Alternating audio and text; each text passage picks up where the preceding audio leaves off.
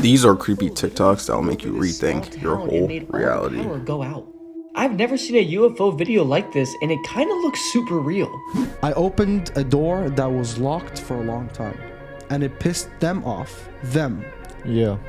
Because they didn't want people to know about this book. So do you think it's going to be him? Or do you think it's going to be Mr. King Pop Michael Jackson, who many other conspiracy theorists claim to be completely alive and well? I'm back, it's your boy Fittie, and today we're taking a look at this compilation together. So grab your water, your popcorn, whatever you want. If you guys like the chain, check the link down in the description. 99% of the chains are free right now. So if you guys would like to get a chain, just check the link down in the description.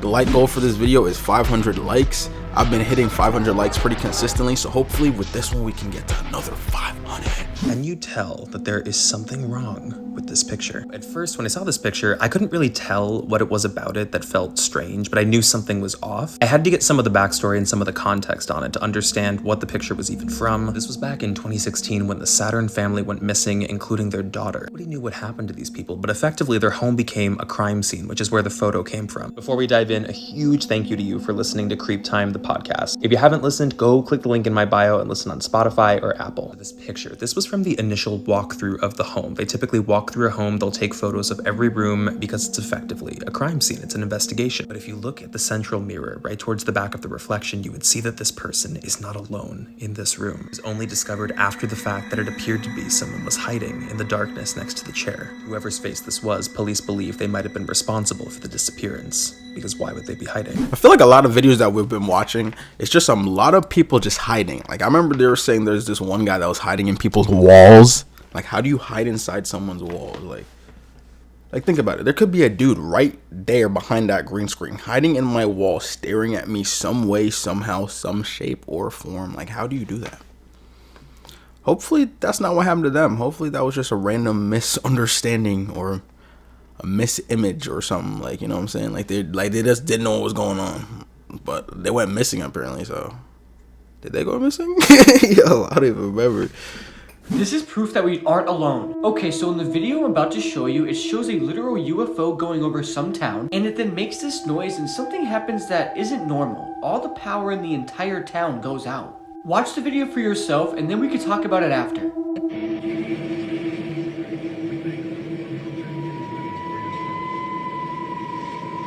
That's interesting. Whoa. Never seen this before. Okay, so as you can see, that video is absolutely insane. A UFO literally flew over this small town and made all the power go out. I've never seen a UFO video like this, and it kind of looks super real. Many people are also speculating that this is some government equipment that the public has never seen yet, and they were just testing it out on this small town. But I don't know, that really did look like a UFO, and I wonder what they are actually doing to this small town. And I honestly wonder why this isn't getting talked about more than it is. I love the fact that the first thing he did right after the video was shown to just show an alien. It was just like, the alien was just looking at us like, and then he was just like, yeah, and the crazy thing about it is after they saw the thing, the whole lights just went out. Like, bro, how do you know it's an alien? I mean, realistically, that is kind of strange though. Like, why would there just be a big UFO in the air or whatever that is and then just black out? And then you just hear the dude in the background, it's funny, the whole town is blacked out. Like, what? I was camping with my husband and his family at a very small remote lake in New Mexico. There were about 10 people in our group and about 6 other people located at the campsite right next to us. Being that it was nighttime, both groups were doing your typical activities of making s'mores or having a couple drinks or telling a few scary stories. When out of nowhere, we hear what sounds like a little girl screaming for help. Now, mind you, neither group had any children with them, so we were a bit confused at first, being that we were in such a remote location, hearing a little girl screaming for help. But we all agreed that we were 100%, in fact, all hearing the same thing. We decided to go out and investigate and try to figure out where this sound was coming from. There was a field located right behind our campsite where we all agreed that's where we all heard the sound coming from. But when we went back there, we all saw a very tall white figure standing about 100 feet away from us. This is what was making the little girl crying noises. Now this thing must have been about 7 feet tall. We decided to get a little closer to get a better look. When this thing saw us, it started to back away. And it went on all fours and disappeared into the trees. For the rest of the night, we continued to hear the little girl crying for help while we were trying to sleep. You know, based off of previous videos that we have watched, I'm pretty sure they all said when you hear a screaming noise or someone like help or like calling out in the distance, it's a skinwalker. I mean, I'm gonna just keep that in mind every time I go somewhere. I'm like, yo, who the hell is over there screaming? I must be looking like, what? Like, I'm not going over there. But that's the scary part, because realistically, it could be someone actually in danger or needing help.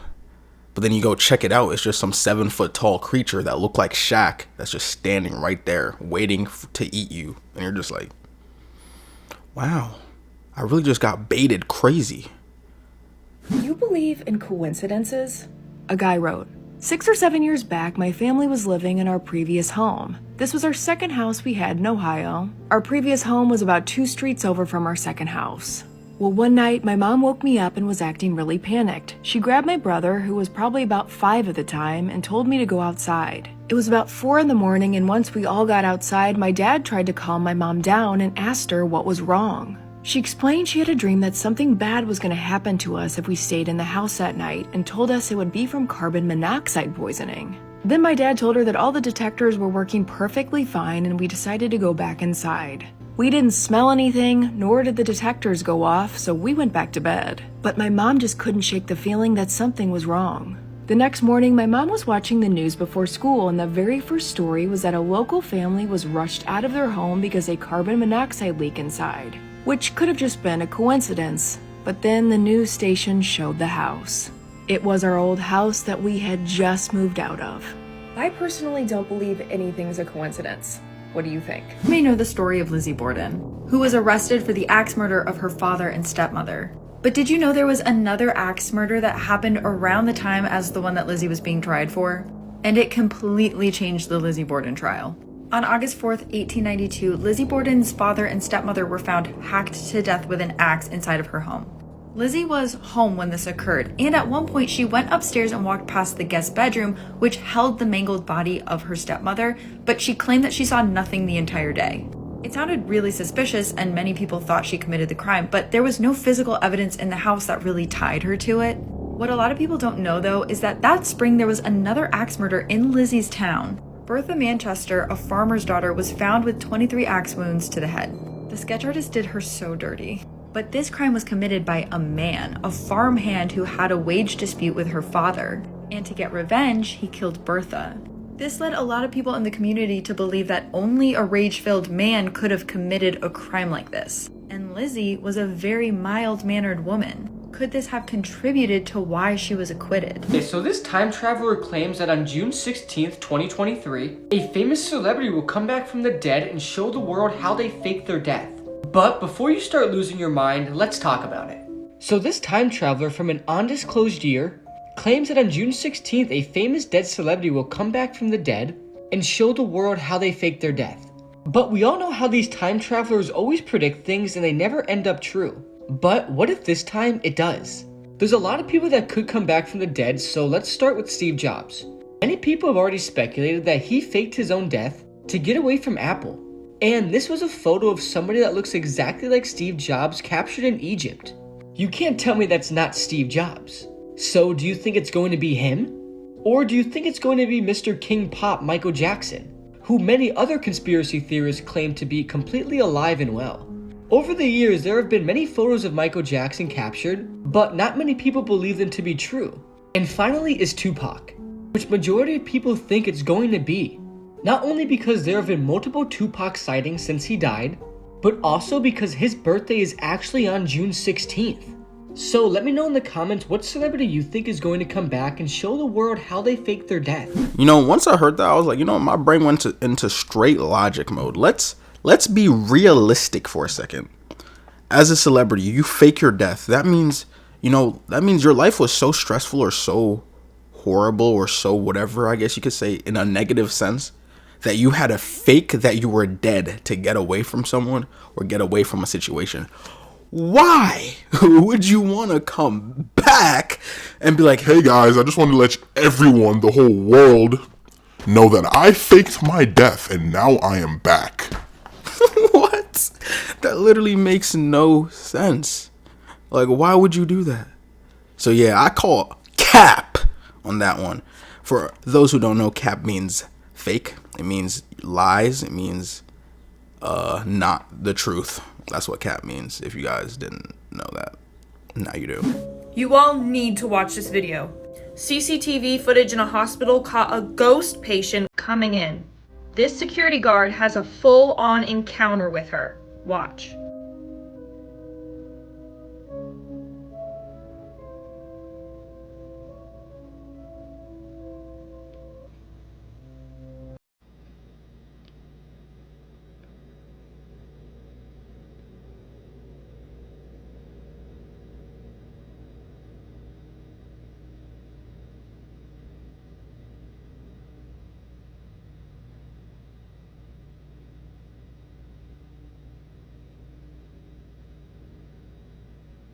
The security guard sees her completely and is totally interacting with her.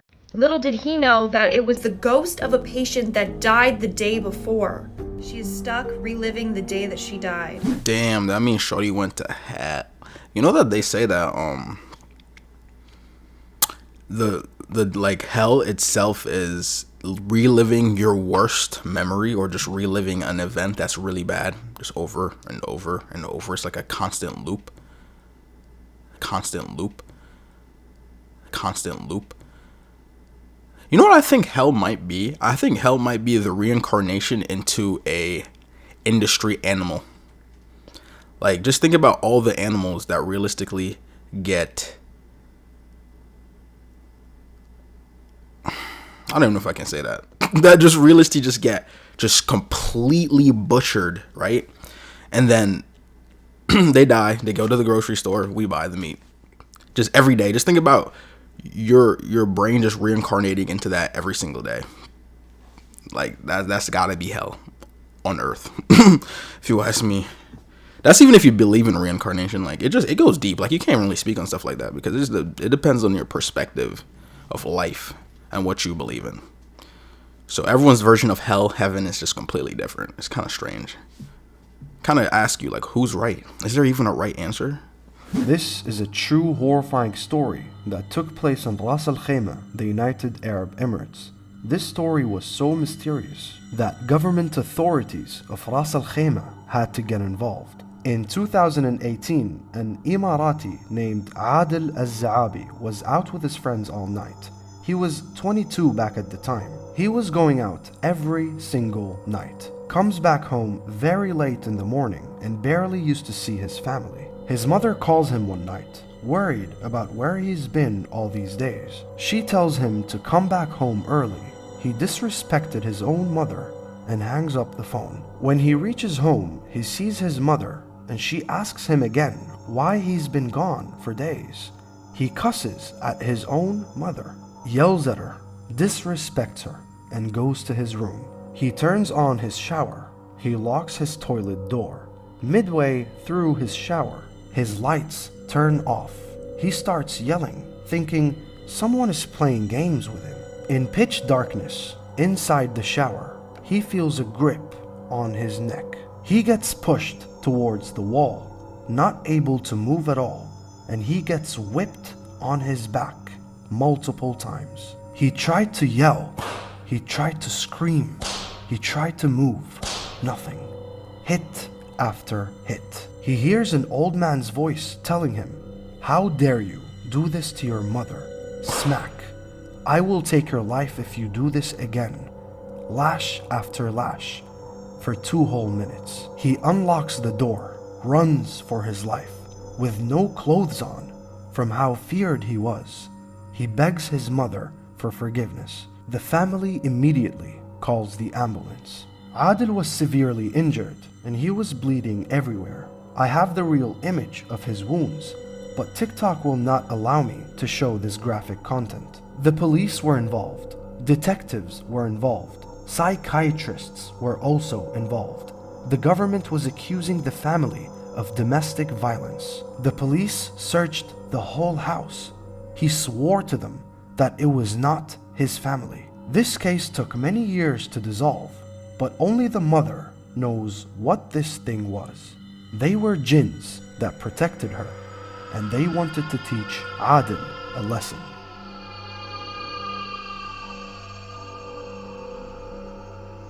You know how scary that must be, man? You're just there, just like, yo, I'm not gonna lie to you. Me personally, I can never do something like that. Like, I have a couple Caucasian friends, and you know, it's kind of strange to like see the different like culture and household tendencies, if I should say so myself. Like, bro, I have some people, yo, I know some people that will literally yell at their mother. Like literally yell, curse, and like disrespect. I'm like, yo, yo, how are you doing this? How are you gonna do this to your own mother, man? And I also know a couple people that literally just live outside. Like, they live in the club and the bar. Like, how do you live there? Why are you outside every night? Why? Nah, you gotta be depressed or something, man. Like, I'm not talking about, like, you know, every weekend, you know, every Friday, Thursday at the bar, whatever, kicking it with the boys, you know what I'm saying? The weekend benders, whatever. Like, I'm talking about every day. Like, how can your body consume that much alcohol? It literally makes no sense. Hey, man, that's beyond me. Like, I don't even do nothing like that. I'm just trying to be out here, you know what I'm saying? Do what I gotta do. Get to where I gotta get to, you know what I'm saying? Some people are just different. I guess everyone just has different priorities. Because, nah, man. This is one of the craziest stories ever. A guy wrote, I used to date a girl in college who lived 3 hours away. We would trade off weekends, one at her school and one at mine. One day, she got upset with me because she had driven all the way to see me, but I was in an all-night study session and couldn't be home to see her. She texted me that she was going back to her place, and then I never heard anything from her ever again. After 3 days of texting her trying to make sure she was okay, the text started coming back as number not found. I sent her the stuff she'd left at my apartment in the mail, and it returned as no forwarding address. Her instant messenger account was disconnected, and it gets weirder. I called her apartment landline and was told the people that lived there had moved out and didn't leave a number as to where they went. At this point, I was really freaked out and asked some friends who worked in school admin to pull some strings just to make sure she was still alive. But the school she was at didn't have any records of her as a student. The license plate to her car wasn't registered to anyone. None of our mutual friends ever saw her again. I even called the police, but there were no car accidents involving anyone who fit her description in the stretch of road between our two schools that night. Or in the 2 weeks after. Cops wouldn't file a missing persons report because I wasn't a family member. But to this day, I have no idea what happened, why she freaked out on me so bad, or if she's even still alive. Is she in a witness protection program? The girl I was dating literally disappeared without a trace. I mean, witness protection? Was she a ghost? Where did she go? What do you think happened? Yo, that dude literally got ghosted. Like, he literally got ghosted. She was probably so mad. Like, man, screw this dude. And just dumped him, and he just got ghosted, and he's like, but where has she been? I have been calling her hotel all day, and she has not picked up the phone. Calling the friends, the family, they're like, oh yeah, she don't even exist, bro. And he's just like, yo, that is literally the definition of ghosted. Like, like she went beyond, like, above and beyond ghosted. Like, she didn't just block him all and everything, she just didn't even exist anymore. Like, that's ridiculous. One day, you remember the Shams al-Ma'arif story? It was part 25 from my horror stories. Talked about a book. Okay. One of the most viral videos I ever posted. Okay. So there's a book called Shams al-Ma'arif. It is the world's most dangerous black magic book. One of the. Okay. Because there's another book called Al-Ghazali, which is even worse. Okay. Shams al-Ma'arif is like the guideline on how to do black magic. So I talked about this book and I told a story about it. I'm the first person on TikTok to speak about Shams al-Ma'arif. The first ever. It was just a topic that went so viral globally. Mm-hmm. And I was like, oh no. I opened a door that was locked for a long time. And it pissed them off. Them. Yeah. Because they didn't want people to know about this book. Mm-hmm. Apparently, it's not a book that's very known. and I talked about it and I made it go viral. Yeah. It's my fault. So I was like, shit. Many big creators talked about this, bro. Like, it was everywhere. A few months later, one day, I come back after a night out with the boys. We didn't have dinner. We didn't have anything, like, nothing that would make me sick. I started throwing up outside in my lawn. Badly. What could it be? I go upstairs. I thought it's over. I throw up again. I open Google. I'm like, Google, I'm throwing up right now for no reason. Threw up 3 times for no reason. Then it gave me like symptoms. A heart attack was one of them. Yeah, cancer, all of that. I swear to God, bro. I go to sleep. My body would wake me up. Can you imagine? I'm in deep sleep. My body would wake me up to puke 12 to 13 times. The whole night. After the 5th time, I was puking nothing, bro. Yeah. Everything was out. I was just puking literal spit. Like, there was nothing. Yeah. Empty. Yeah. I was puking acid. I go to sleep. It stopped. You know? I wake up. I go to the hospital. They do a quick check on me, everything. They're like, we don't know the reason of why you puked. We actually don't know. There's nothing that we found. Doctors couldn't find out why I was puking, why I puked 13 times. In the hospital, bro. Pulled my phone out. I go to my Instagram and I read my Instagram message requests. And I went and read all the message requests all the way from the bottom. I went to the bottom and I found this very sketchy account. And he wrote me a message in Hebrew and then in Arabic. And in Hebrew it says, you shouldn't have talked about the book. You will get pain. At-tahiyya min al-masuniyya, which means hail to Satan or something like that. You will get pain. It was a spell on me, bro. And I looked at the date of that message. It was a day before I got sick. Fucking hell. Can you imagine? That's fucked up, man. That's out of nowhere, bro. I puked 13 times. And I get this black magic spell from a guy through Instagram. Some guy really hated the fact that I spoke about Shams and Ma'arif. He was one of them. He's one of these people. Yeah, you know, I'm not gonna lie. If that was a pain that bro got, he's lucky. That is one of the least severe pains that I've ever heard of. If I'm being honest, I think he might just been tripping. He might have just had food poisoning. Yo, the symptoms he's describing, you know how many times I've had like food poisoning and then that same thing throwing up when you're about to go to sleep, throwing like, you know what I'm saying? Like, he said he came from dinner with the boys. Telling you, he probably just had food poisoning. And that's not, like, it's definitely annoying to throw up, but that's not even like really pain. Like, if you know pain, that's not severe pain. That's like baby pain. Not trying to downplay anything. I'm just saying. I mean, or it could have been that pain. If that dude summoned him to throw up a bunch of times, then hey, man. With a sore neck? Hell yeah. There's this weird theory that whenever you wake up with a sore neck, it's because a demon tried to break your neck. Type shit. If you get goosebumps, even though you're not cold, which I tend to get a lot. I get goosebumps all the time. Bro, I swear to God, bro. It's apparently because several ghosts are looking at me. Like at that moment. You feel spooky as hell whenever you get goosebumps. Swear to God, bro. I get them in my whole body. Like, I get that sense, bro, in my head that like something's wrong. And it's weird because it happens in my house like often. You hear somebody call your name. Yeah. But there's nobody there. Whenever that happens, it's a demon trying to like get a hold of her.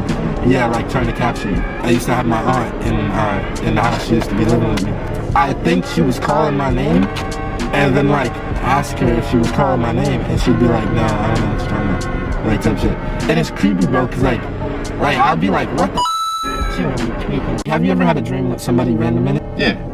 Bro, I had this dream the other night, right? Some random kids were in it and like that, and they were like playing around, and like we were all chilling in this car, and then I woke up and I was like, what are they? Whenever you see random people in your dreams, it's like ghosts that are around you. That's crazy. Yeah, bro. Like the Courage the Cowardly Dog, right? You remember that shit? Yeah. It's based on a true story. What was that? You know the house, right? Yeah. It's in New Mexico. There was once like 2 elderly people that lived there, and they reportedly were seeing like a bunch of scary shit, like monsters and shit like that. and they claim them to be skinwalkers. And if you didn't know, skinwalkers can take on the persona of anything that they eat or chill. Apparently the police went there, the old people were gone, and all they found was the dead dog. Sorry to the pants. Nobody knows, it just disappeared. Man, this man loved blaming everything on ghosts. He was like, Hey, if your neck hurt after you finish sleeping, ghosts. if you feel chills, Ghosts. if you're walking down the street and you fall, Ghosts. Come on, bro. We all know that when you're sleeping, you're probably just in a bad position and your neck starts bugging. Ain't no ghost trying to break your neck. Yo, imagine ghosts like, I'm gonna break this guy's neck. Ugh, damn, I can't break his neck. and you just wake up, you're just like, oh damn, my neck hurts. Damn, them ghosts was really trying to kill me last night, huh? like, what? If they know they can't kill you, if they know they can't hurt you, why would they try to break your neck? Come on now, dude. And there's like a theory of like, it was about the monuments, the Lincoln Looker, the Washington Tower, and like the Statue of Liberty and all that. And it's like that there's these creatures inside of them and like they feed on people and stuff like that. And people get like kidnapped and brought to these things and they like power the underground systems of like what the top people got going on. Like it's a crazy ass thing. Even though it's based on like an alternate universe, it fucked me up. Basically trying to say like it's not happening here. There can be very well certain parts to it or components that are. Scariest conspiracy theories in the world that will seriously change your life. This photo shows the scariest conspiracy theories in the world. Now, as I'm sure you know, in this series we're going through from the least scary to the ones that will literally change your life. Now, if you're easily scared, do not watch this, and with that said, let's kick off part 9. When I say this is mental, I mean it. So this is by far the craziest one, yeah? So today we're going to be speaking about the higher governments. We all know there's a government, you know, you've got your politicians, your presidents, everything. But what if there's someone above that? Almost like the Illuminati. Let's take a look. So this right here is the philosophical theory of Plato's cave. I know it sounds confusing, but stick with me. Basically, take a look at the diagram. So basically the projection on the walls of the media and what we see, we're the people sitting down, and the people behind it are the higher government. So like I've said, that's the theory. So what we're seeing is just the outside, the government. But behind that, what we can't see, there's something higher actually going on. Kind of makes sense? Right, stick with me. Now moving on, we've got this place called Bohemian Grove, which is where high-ranking government officials, politicians and everything go every year. It's a very top secret meeting, but no one really knows what takes place here. The theory is it is a meeting to do with Illuminati or a higher government. Now moving on, I guarantee you did not know this. There is actually a secret passageway behind Mount Rushmore. It's physically impossible to get in because there's this massive slab in front of it, but it's estimated behind here is the Hall of Records, which literally contains all of the secrets of America. Mental, isn't it? There is of course tons of stuff that we don't know and stuff going on in the world constantly. Theories suggest that it can't just be the president and politicians behind everything. So maybe there is some kind of higher government out there. They're controlled by the governments we see, and they are controlled by the governments that they see. Mental, let me know in the comments what you think. He said mental, but nah, that's low-key a fact. Like, you see how they have the people showing the image and the image in front of the other people, and the other people are like, wow. It's almost like a TV screen. That's really how it is. They just control the news. They're like, listen, this is what's going on in the world, fake or not. People sit there, they get programmed by it, look at it, like, oh, wow, so that's why I hate that guy. Because the news said I should hate that guy. You know, that's really how it is. That's literally how that works. But hey, I don't make the rules. Scariest conspiracy theories in the world that will seriously change your life. Part 11. Today we are talking about time loops. This is mental and very, very confusing. So you've seen films such as Groundhog Day, Palm Springs, or Dark or anything. You can kind of get the gist of this, where people are kind of stuck in a time loop reliving the same day again and again and again. Like things like Groundhog Day, Happy Death Day, all of that kind of stuff. What if this actually exists in real life? The theory is maybe there are some kind of wormholey weird places on Earth that connect interdimensionally with parallel universes. Told you it was confusing, didn't I? Now, if you don't know, parallel universes, a universe is the same as ours, where things play out differently. But maybe there are actual things like this out there. So kind of think of it as if like a black hole, but on Earth. And maybe when you enter this, it kind of freezes time, so you're just stuck on your own. Almost like in your own bubble, just going through the same day again and again and again. I mean, it's mental and a crazy theory, but I mean, if you think about certain explanations for it, it kind of could be possible.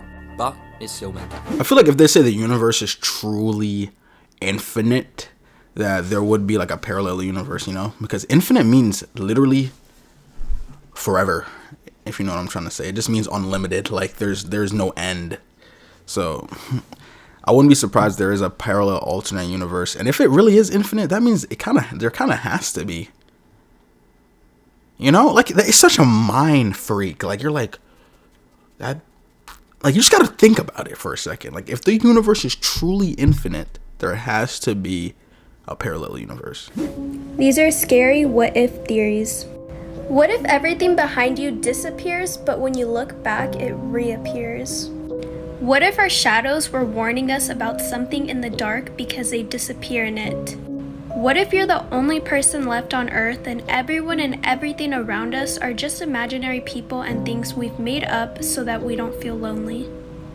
What if every time you think you hear your name being called, it's actually just your family trying to wake you up from a coma? What if the meteor that killed the dinosaurs was actually a UFO and we're the aliens? These are crazy what-if theories. What if air is actually poisonous, it's just taking 80 years to kill us? What if the reason we can't walk through mirrors is because our reflection is blocking us because they want to protect us from the other side?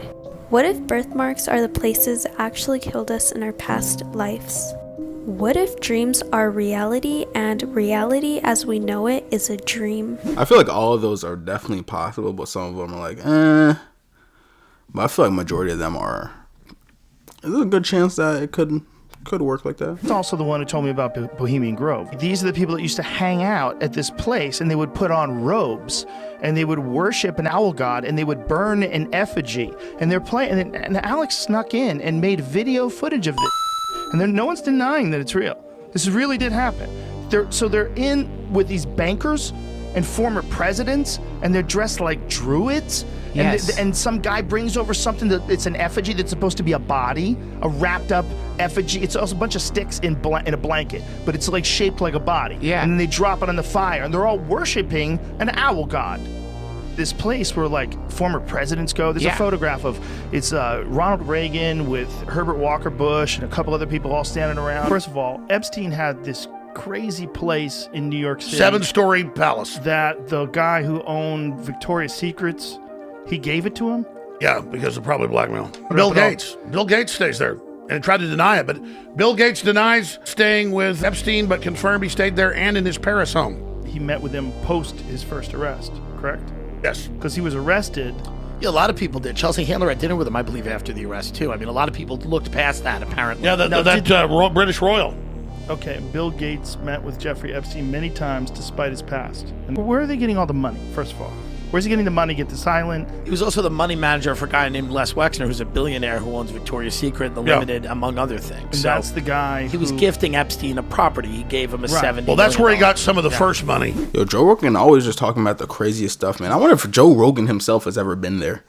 Like, y'all think Joe Rogan has been to any of these rings or any of these, like, little private islands with weird praising owl stuff going on? Like, what? I don't know. The elites are strange, bro. If you ask me, man, when you get to a certain point where you have so much money and power, it just corrupts you. Like, I feel like even the most sane people go crazy with a lot of money. I feel like if I had a lot of money, even me, someone that I would consider completely sane and understandable, might see a certain change in the way I think about life. And some people might be like, yo, you just can't let the money affect you. But, like, that's not how that works, dude. It's like if someone gave you, like, Thor's fat-ass Mjolnir hammer. Are you just going to be like, yo, I'm just a normal citizen now? Don't worry about it, guys. I'm still the same me. Like, no, you're literally a god at that point. Like, you're going to act according to what you are. Not saying you're going to go around, like, just being a complete... You know what I'm saying? I'm not saying you're going to go around being, go around just obliterating everyone, but to a sense, you're going to have, like, this superiority complex. Like, you're going to be... If someone talks to you a certain way, you're going to feel a certain way. You're going to, like, compare to, like, if you didn't have what you know what I'm trying to say. Like, I'm not trying to say you're going to go around just being a complete... You know what I'm saying? Being a complete... Like, what's the word I'm looking for? Being a complete menace. Like, you're not going to go around being a complete menace, but to a sense, you're going to have, like, this, like, who's that guy? Like, you know? You might recognize this painting, The Girl with a Pearl Earring, but did you know the story of this girl is haunting? Her name is Florique Rimjic. She was only 19 years old when Dutch artist Johannes Vermeer painted her. But Johannes wanted the painting to depict an imaginary girl, so he murdered Florique and tried to cover up her existence. He did it very successfully. Many art scholars still believe this painting to be an imaginary woman, but recently Dutch historians have found evidence of the girl's existence. through diary entries and other paintings of a similar looking girl. Huge conspiracy theories about the Denver airport. It's huge. There's giant bunkers for like the end of the world for the elite to come and stay safe after everybody else dies. There's a giant horse statue, and people say it symbolizes the apocalypse and the end of the world because it has bright red glowing eyes. The artist that designed it, during the construction of the horse, a piece of the horse fell off, landed on him, cut his leg off, and he bled to death. And so people say this thing is obviously evil because even the guy who constructed it died from it. Nah, really? I don't know. I mean, if you're making a big horse with demon-looking eyes and it falls on you, I wouldn't be surprised if your leg just gets chopped off. I'm surprised it didn't, like, completely ended his existence, but... Hey, that guy got lucky, if I'm being honest. Here's some of the greatest conspiracy theories of all time. Part 5. Many families have come to know and love the movie WALL-E, the adorable robot that goes on an adventure through space. Many times throughout the film, it is made clear that WALL-E stores spare parts to fix himself. It's assumed that he takes them from the deactivated WALL-Es since they no longer need them. But how exactly did they deactivate if they are made to roam the planet forever? This theory states that the other robots kept stealing WALL-E's collection of items because they were still in their default programming. Much like when WALL-E was reset and did the same. WALL-E eventually got sick of it and broke all of the other robots in various ways, such as crushing them with trash cubes and taking their parts for salvage. I feel like every time I look at WALL-E, he just looks so sad. Like, his eyes are just like puppy dog eyes. Like, please don't hurt me. Like, he just looks so sad. It's just the binoculars effect. Like, his head is literally a binocular. Like, what? What if I told you that some Nazis didn't die, and some of the worst ones escaped to South America? Let's talk about it. So, it's actually a pretty well-known fact that after World War II, a lot of Nazis and ranking officers escaped to South America so that they wouldn't have to go through the Nuremberg trials. Just to go over it briefly for anyone who might not know or might not remember, the Nuremberg trials were a set of court trials that were held by the Allied powers after World War II to basically persecute the remaining Nazis, or some of the remaining Nazis, for war crimes. But here's where everything gets interesting. So again, for anybody who might not know, during the Nazis' rule over a lot of Europe, there was actually a doctor. His name was Josef Mengele.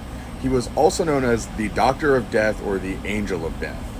But what's fascinating about Dr. Mengele is that he was actually a firm believer, much like Hitler, in the idea of eugenics, or basically creating the perfect race using really fucked up genetic studies.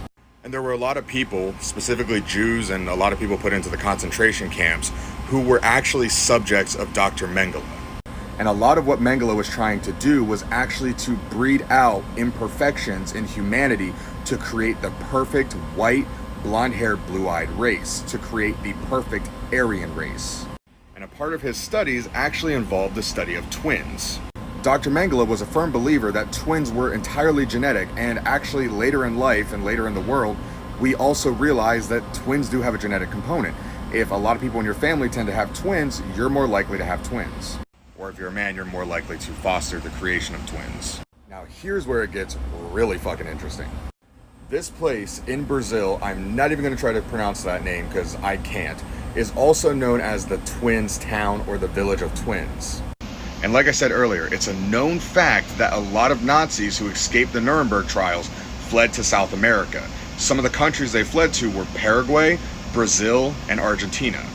What's interesting about this place specifically, though, is that they have an alarmingly or abnormally high rate of twin births in this town for an unknown reason. Nobody's actually been able to say why this town specifically fosters so many pairs of twins. And it's not necessarily a genetic thing because obviously not everybody in the town is related. So there's actually a theory that Dr. Mengele escaped to this place and he continued his research, and that's why there are so many twins, because he was researching on the locals there. But here's where it gets scary. But for me to continue, I have to go into a part 2, and I'm really sorry, guys, but trust me, it's worth it. So look out for part. I'm trying to figure out, they say that Hitler actually escaped Germany to go to South America, and that the ones that apparently, like, how they say that they got Hitler, apparently that's not the real one. Like, that was like some ripoff or something. I don't know. What I am trying to figure out, though, is, let's be real. Dr. Death or Dr. Mangala doesn't even have power in South America. So how the hell could he go down there and start running experiments? Bro, think his power is just going to transfer from Germany just instantly to South America and he could just do anything with anyone. If you ask me, bro, twins are kind of cool, but hey, I still doubt that Dr. Mangala was the reason that town does that. This SpongeBob conspiracy is really creepy. So you guys know the Krabby Patty, right? There's a really dark conspiracy of people knowing the formula. Some people think it's actually made out of crab meat. I know that sounds crazy, but let me explain. Notice how the Krusty Krab is actually shaped the same way as a crab trap. Also, there's evidence in this clip of Mr. Krabs. So that's what I taste like. If you guys listen close enough, it said, so that's what I taste like. Maybe that's why Mr. Krabs is always trying to hide the formula. I mean, it is called a Krabby Patty. I would not doubt if crab was actually the main ingredient.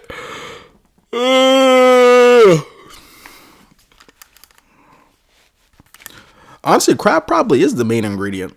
Kind of strange. I wonder what type of crab this man is getting. I don't know, man. SpongeBob theory like that is kind of strange, but a Krabby Patty is a crab trap. Maybe he just found it underground and was like, oh, I'm gonna just use it. Screw it.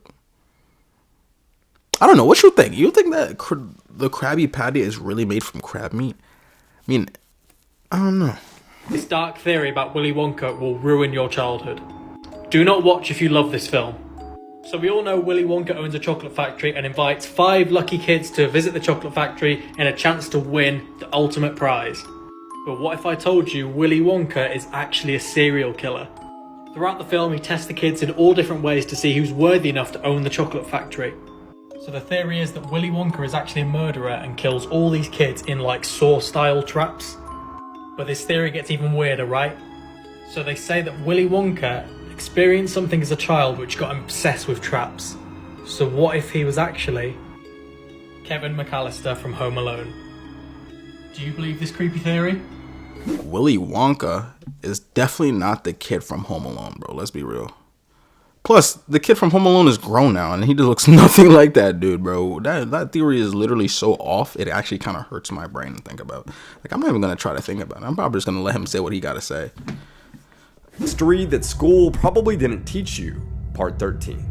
In the 1930s, there was a trend among colleges in the US where students would attempt to swallow as many live goldfish as possible. Eventually, they created the International Goldfish Gulping Association, in which the all-time champion Joe DiLiberto set a record of sucking down 89 goldfish.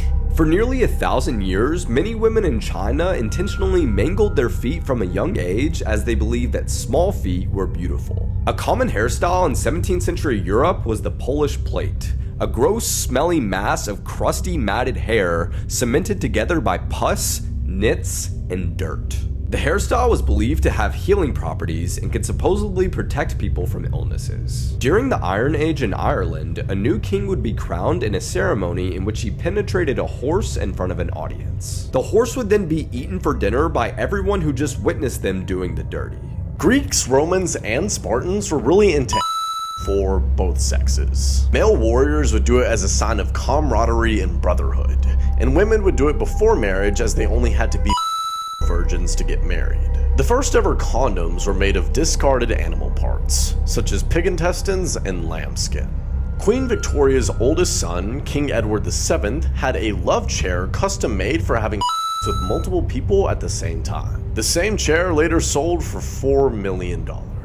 In ancient Greece, large peepees were a sign that someone was foolish or stupid, which is why many statues depict small peepees, because this was a sign of intellect. When Phryne, an Athenian on trial in ancient Greece, flashed her the court, the judges thought they were so perfect that they decided to spare her life.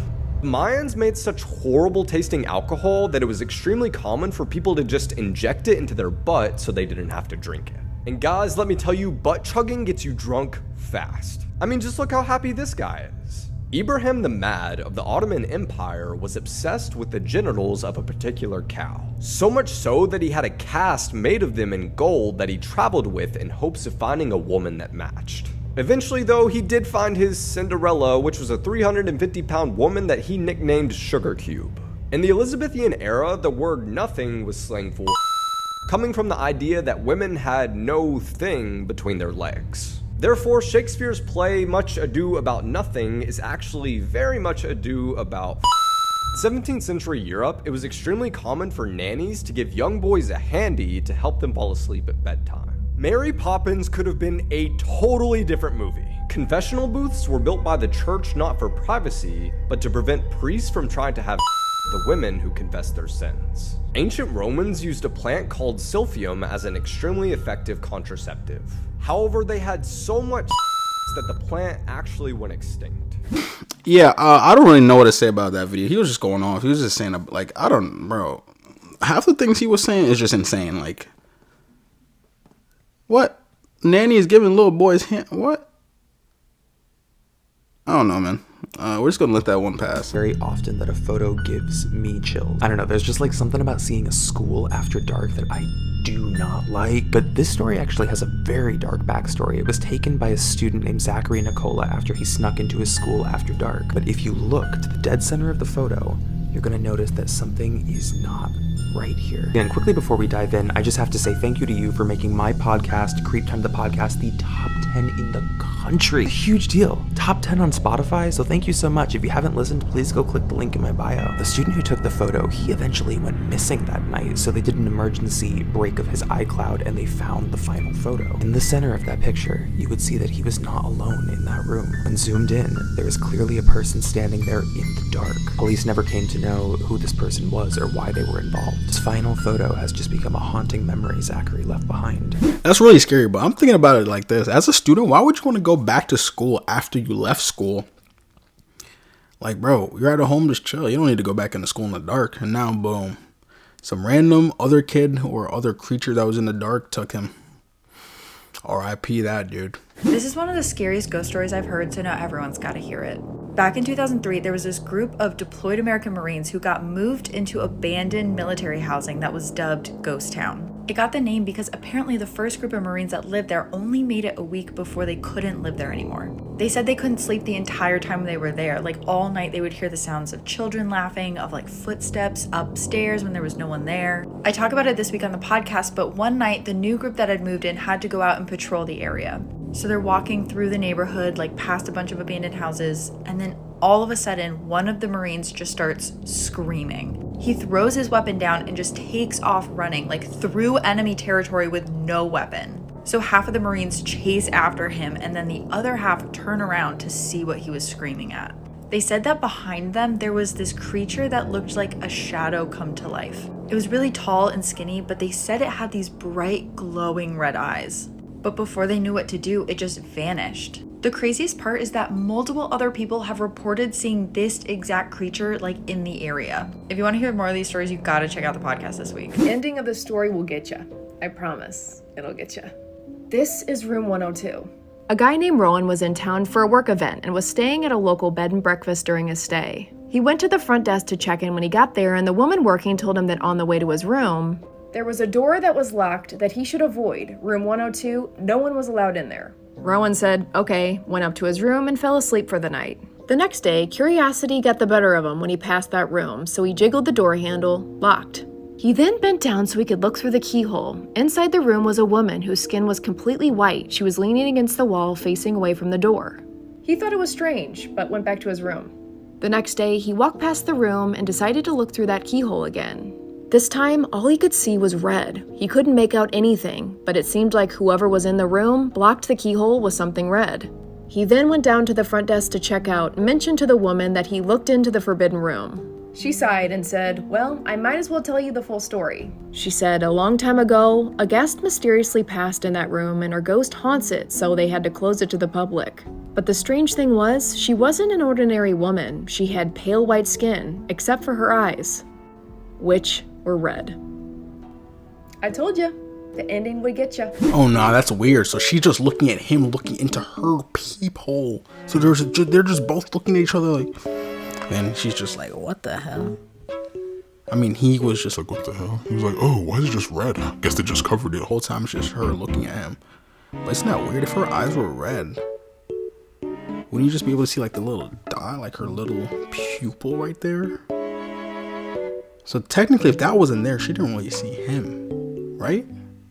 never stick around in a school library at night, and this is the exact reason. This picture was captured by Jalen Nell. She was in her school library, and this is the entrance point, and she's in there at like 2-something in the morning, and she thought she was completely alone. Until she realized that there was another woman in this library, and she was being watched. She ends up deciding to leave because she feels uncomfortable, but before she does, she takes this photo of the entrance to send to her friend and tell her about this creepy woman. But I want to look at this photo a little closer. In the frame, she had unknowingly captured the woman who was staring directly at the camera. This visual is chilling. Jalen would actually end up reporting this incident to Student Affairs, who then checked the camera footage at the entrance of the library. What really unnerved them is that when they looked at the footage, they never saw this person leave the library. This story will send a chill down your spine. This is the ride. A guy named Brad moved to a small town in Georgia and was settling in, meeting his new neighbors. And he learned that most of the residents there believed that one of the back roads that led in and out of town was haunted. But Brad didn't believe in ghosts, so he never really asked much about it. One day, he went to visit a buddy who lived an hour outside of town. The two ended up going to dinner and stayed out late, much later than he had planned. And by the time he left for home, it was late, around midnight. As he was driving, the road was pitch black. He could barely even see ahead of him. He was almost home when he squinted to see a woman walking along the road alone. Normally, he would have driven past, but it was late and it was about to start storming any second, so he decided to offer her a ride. She got into his car and held her hands up to the vents to capture the warmth, eventually taking off her jacket when she warmed up. And it was good timing, as it started storming as soon as she got in the car. She thanked Brad for picking her up and said her name was Eve and directed him to her home. Eve was kind and just seemed lost. They eventually pulled up to her house, she thanked him again, and she went inside. But when Brad got home, he discovered that she had left her jacket in his car. He wanted to return it, so the next morning he drove back to the house where he dropped her off and rang the bell. An older woman answered the door, and he handed her the jacket.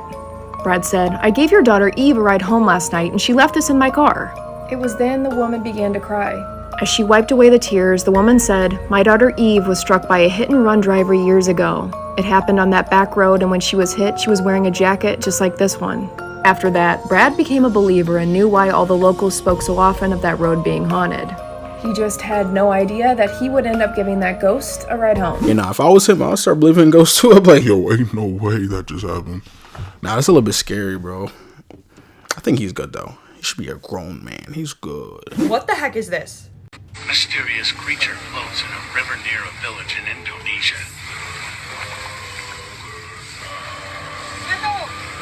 Measuring at 23 meters long and 4 meters wide, it is said that many people were going missing when they went into the river. I have no words. I'm never swimming ever again. No. It literally looks like a dragon. At first I was like, is that a dragon? But then I was like, those don't even exist. One of the most beautiful and one of the most haunted. In 1892, a mysterious young woman who only identified herself as Lottie A. Bernard checked into San Diego's Hotel del Coronado.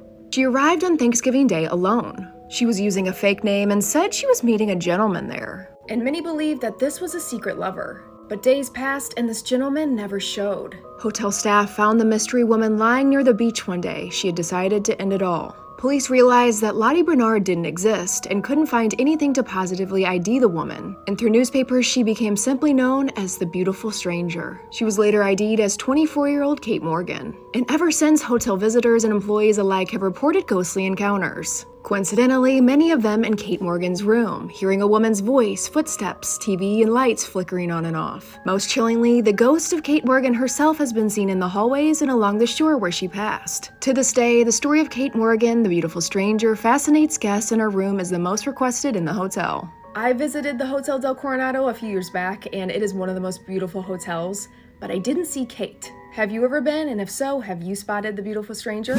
Nah, I've never been there, but hey, if I go, I might have to look out for her. I'm like, yo, what are you doing, bro? Something seemed a little off about this photo. Danielle Berner, she's at work, her kids are at school, and she gets a ring notification saying that there was motion detected in her daughter's bedroom. It's like virtually impossible to tell that anything's even wrong with this picture. I couldn't even tell that there was something wrong with it until I looked at the bottom right of that bed. There's someone hiding under her daughter's bed. And unfortunately, she didn't catch this either, so she would end up coming home that evening after work. By the time her daughters got back from school, they were the first to find the remains of their mother. And even with this, a digitally enhanced version of the footage provided by police, they have never found who it was who was under that bed. I've been trying to think, like, how do some of these people get into their houses, bro? Gotta keep your windows and doors locked. Damn. I feel bad for those kids though, imagine, dude. Unsolved Mysteries Part 6. This is the story of the Mary Celeste. In 1872, Captain Briggs, his family, and a few crew members set sail out of the New York harbor for Genoa, Italy. They had 6 months' provisions and a few luxuries in the ship, including an upright piano. Captain Briggs and his family never returned. The ship was seen in early December of that same year, drifting outside of Portugal.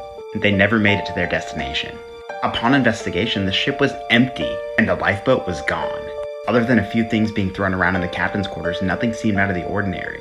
The last entry in the captain's log didn't indicate any kind of disaster. No one knows what happened. Over the years, there have been some crazy theories about what happened, including pirates, mutiny, and sea monsters. But the truth about what happened has never come out. And the bodies of Briggs, his family, and the crew have never been found. That's exactly what I was thinking. I was like, it's honestly probably pirates, if we're being honest. Like, pirates back in those days, they used to just take over every ship they saw because of anything. And they said that ship had a luxury of having a piano. Definitely some pirates. It should be really scary too. Like, imagine just you're off to Italy and like your mom or dad is off to Italy. You're just there in New York and you're like, wonder if they're ever coming back. Remember, you don't have cell phones. You don't have phones you can just call. Like, you have to write letters. And then you're like, damn, this man hasn't responded to me in like the last 3 years. You're like, oh yeah, he's gone, bro. But what if he was just still alive, but he just didn't have anyone to contact you? Think about that one. Have you heard the terrifying story of the train track man? And yes, this is a true story. In 2006 in Wisconsin, a girl was hanging out with her boyfriend after school one day. The weather was great and they didn't have any other plans, so they thought they would go walk the train tracks on the west side of town. The track is situated with miles of woods on either sides and no one else around, and at this point the sun is about to set and the two begin walking down the tracks. They passed some boxcars and got further and further down the tracks. And 15 or so minutes into their walk, they got this sudden urge to look up. And they see it. A half-mile down, standing directly in the middle of the tracks, was the shape of a person, but this figure was unnaturally tall, standing stiff, arms at both sides. What is that? We need to go, they said as they grabbed hands and spun back around towards the direction they came. They walked briskly for about a minute, and then the girl turned around to see this figure was now much closer. It was like he suddenly jumped half the distance between where he originally was. The girl screamed and then they began sprinting, and a few moments later, she sneaked another look back over her shoulder. And there he was, now only one boxcar away. The unnaturally tall person was mere feet from them. They continued sprinting, refusing to look back until they finally made it back to their car and frantically jumped inside. They looked back up towards the dark tracks, but there was no one in sight. In years since, the two grew apart, but frequently sent each other Slender Man articles, as the legend resembles the figure that they saw that night to a T. The Slender Man only moves towards you when you aren't looking. Maybe he's more than just a legend. What are your thoughts on this story and the Slender Man? For more mysteries, check out the podcast, YouTube channel, and Instagram. If I am not mistaken, I'm pretty sure Slenderman is based off of a game, so I doubt that was Slenderman, dude. Yo, they be saying Slenderman is real? I'm like, bro, so you tell me they made the game off of a real life thing? I don't think so. I think the game happened and then people adjusted it to real life. I'm like, bruh. Slenderman, a tall guy with no face, long arms, 7 foot plus that doesn't move unless you look at him. Interesting. Can we please talk about... Oh, you also forgot he's also in a business suit? Why a business suit, dude? Can we please talk about this picture? Okay, this was from a home security camera. It was captured in 2015 because that tricycle that you're seeing kept showing up in this person's backyard. So the context of this is that this is one of those cameras that doesn't take video. It like captures a still every few seconds, and sure enough, the tricycle appears. But look at the background. The more I looked at this, the more I lost my mind. Those are feet. Those are feet of a person who is standing there in this shot in the background. Even the homeowner, John Coleman, he didn't even catch that when he was looking at the background. Somebody had to point that out to him when he looked at the footage. What's even crazier is that this didn't even help. They never caught who was doing this. So who was this person and why were they leaving that tricycle? This scary story will instantly transport you right back to childhood. Terrifying. This is the green ribbon. Once there was a girl named Jenny. She was like all the other girls except one thing. She always wore a green ribbon around her neck. There was a boy named Alfred in her class. Alfred liked Jenny and Jenny liked Alfred. One day he asked her, "Why do you wear that ribbon all the time?" "I can't tell you," Jenny told him, but Alfred kept asking and Jenny told him it isn't important. Jenny and Alfred grew up and fell in love. One day they got married and after the wedding, Alfred said, "Now we are married, you must tell me why you wear the green ribbon." "You must wait," said Ginny. "I will tell you when the right time comes." Years passed and Alfred and Ginny grew old. One day, Ginny became really sick and the doctor told her this was the end. Ginny called Alfred to her side and said, "Alfred, now I can tell you about the green ribbon. Untie and you will see why I couldn't tell you before." Slowly and carefully, Alfred untied the ribbon and Ginny's fell right off. I am 30 years old. The way this story has stuck with me, traumatizing, but in a good way. The Green Ribbon is from the book In a Dark, Dark Room and Other Scary Stories by Alvin Schwartz. Do you remember this story from childhood? That's a little strange, don't you think? That sounded like a good story though. Like she told this man, "Yeah, we gotta wait," and then bro married her. She was like, "Nah, I still gotta wait." And she was like, "You can just wait a little bit longer." She was about to die before this dude could take that show.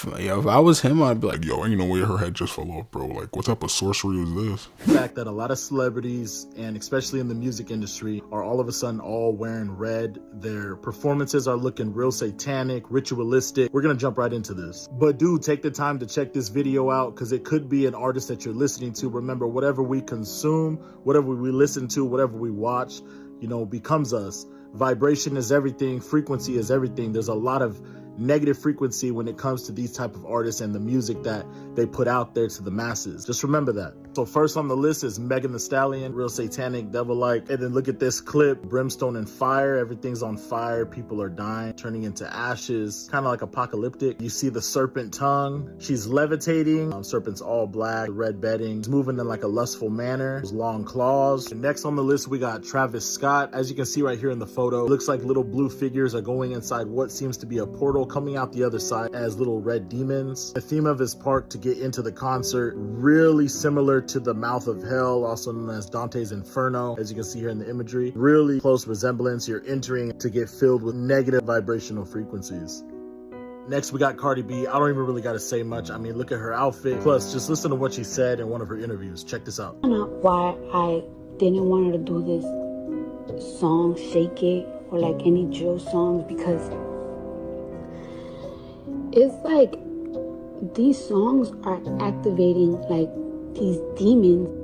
You know what I'm saying? All right, next on the list, we got Billie Eilish. So it looks like she gets stuck in the back with a bunch of these like syringes with needles. And then she's an angel in the sky. She's coming down. She's in all white wings, hits the floor. She lands in tar and then she walks out of the tar. Fallen angel. I mean, come on now. Look at the wings. They're not angelic anymore. They're more demonic, evil. Look at the people burning in the fire. All right, next we got Doja Cat. I mean, I ain't even really got to say much. Her outfit looked ridiculous.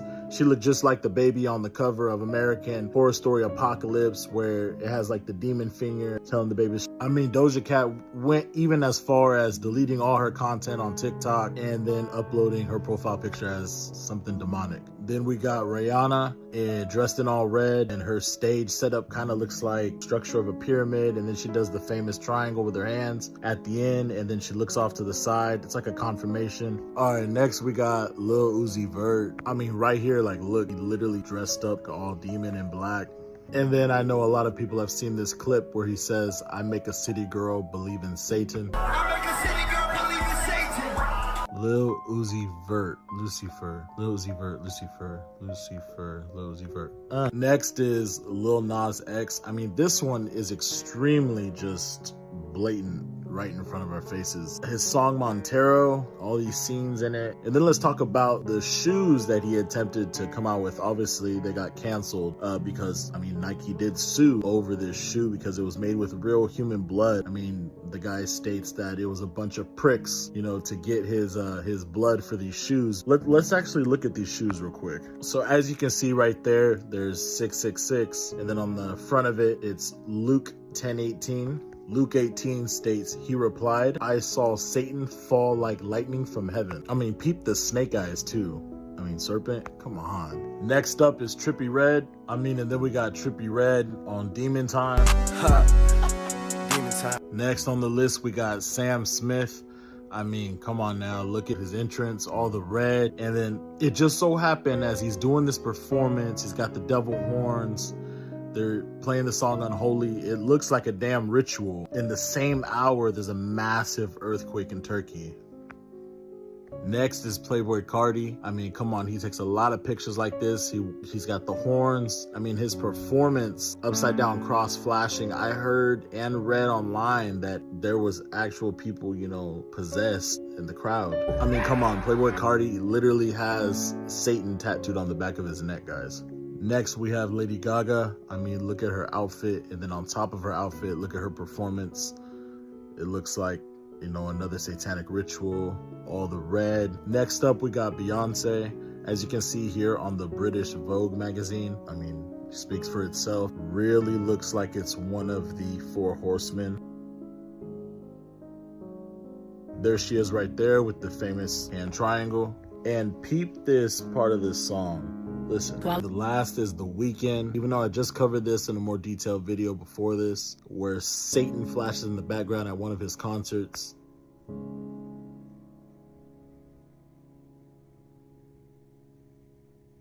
Boom.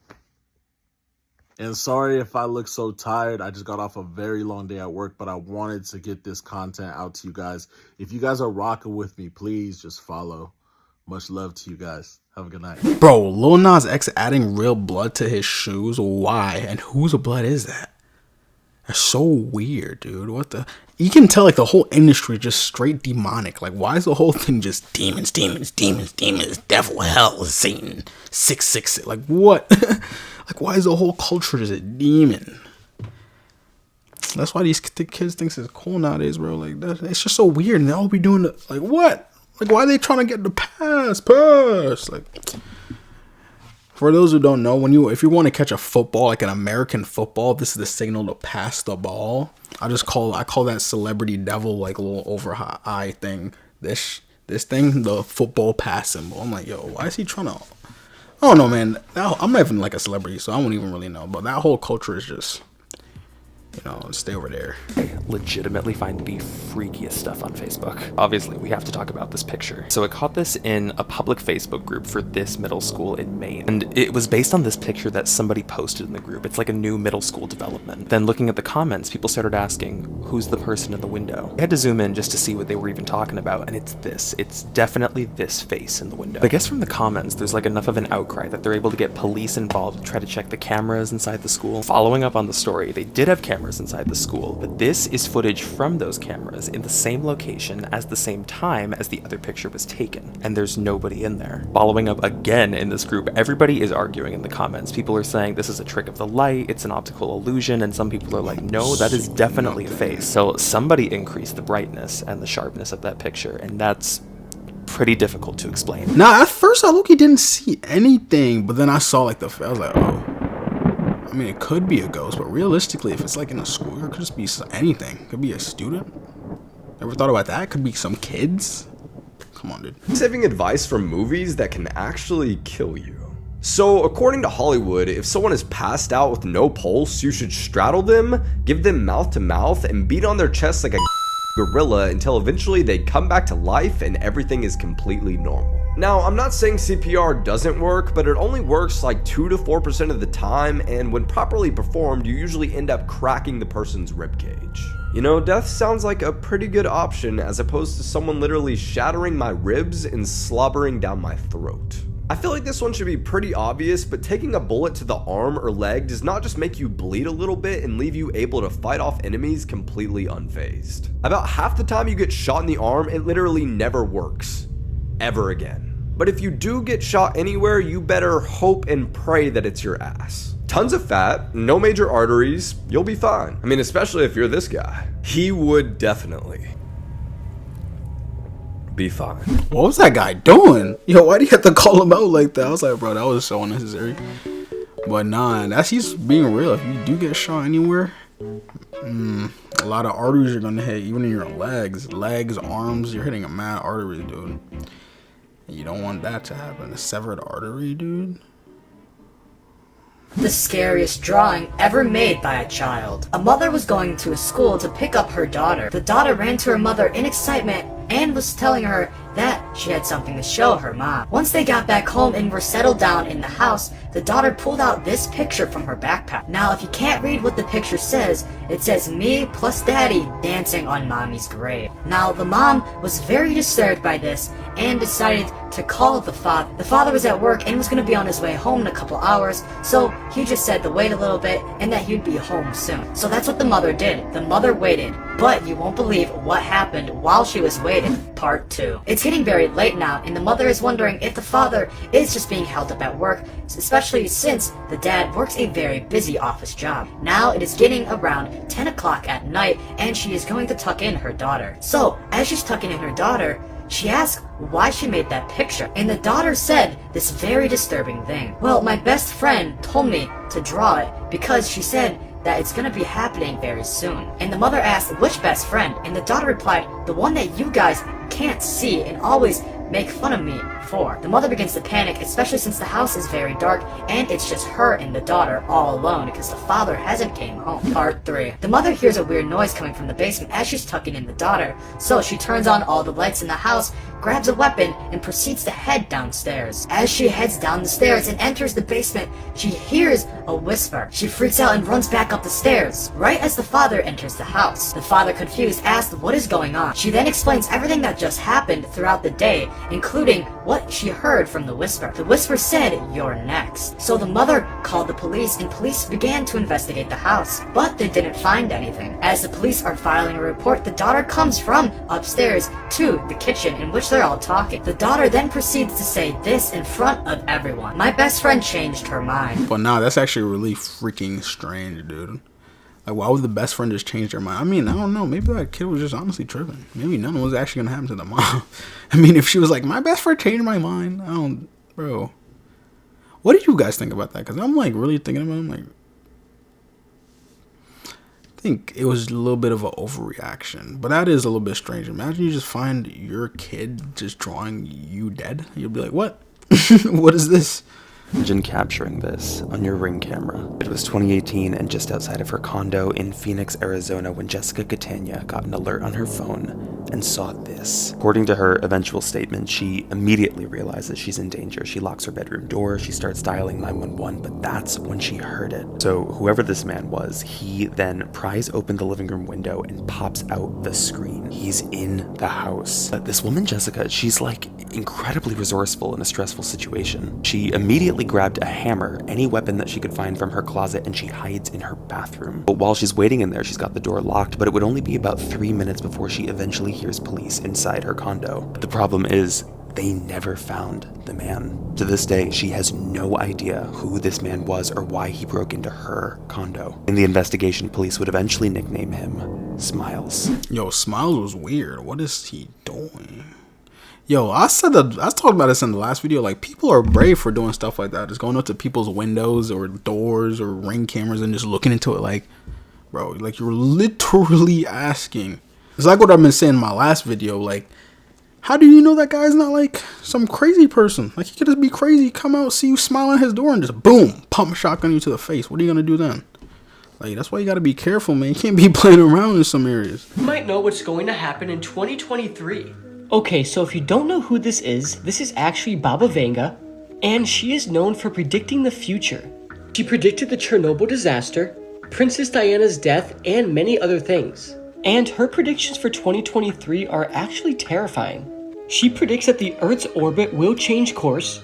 This could cause several changes on Earth that could have devastating effects, including a solar storm which would cause high radiation levels.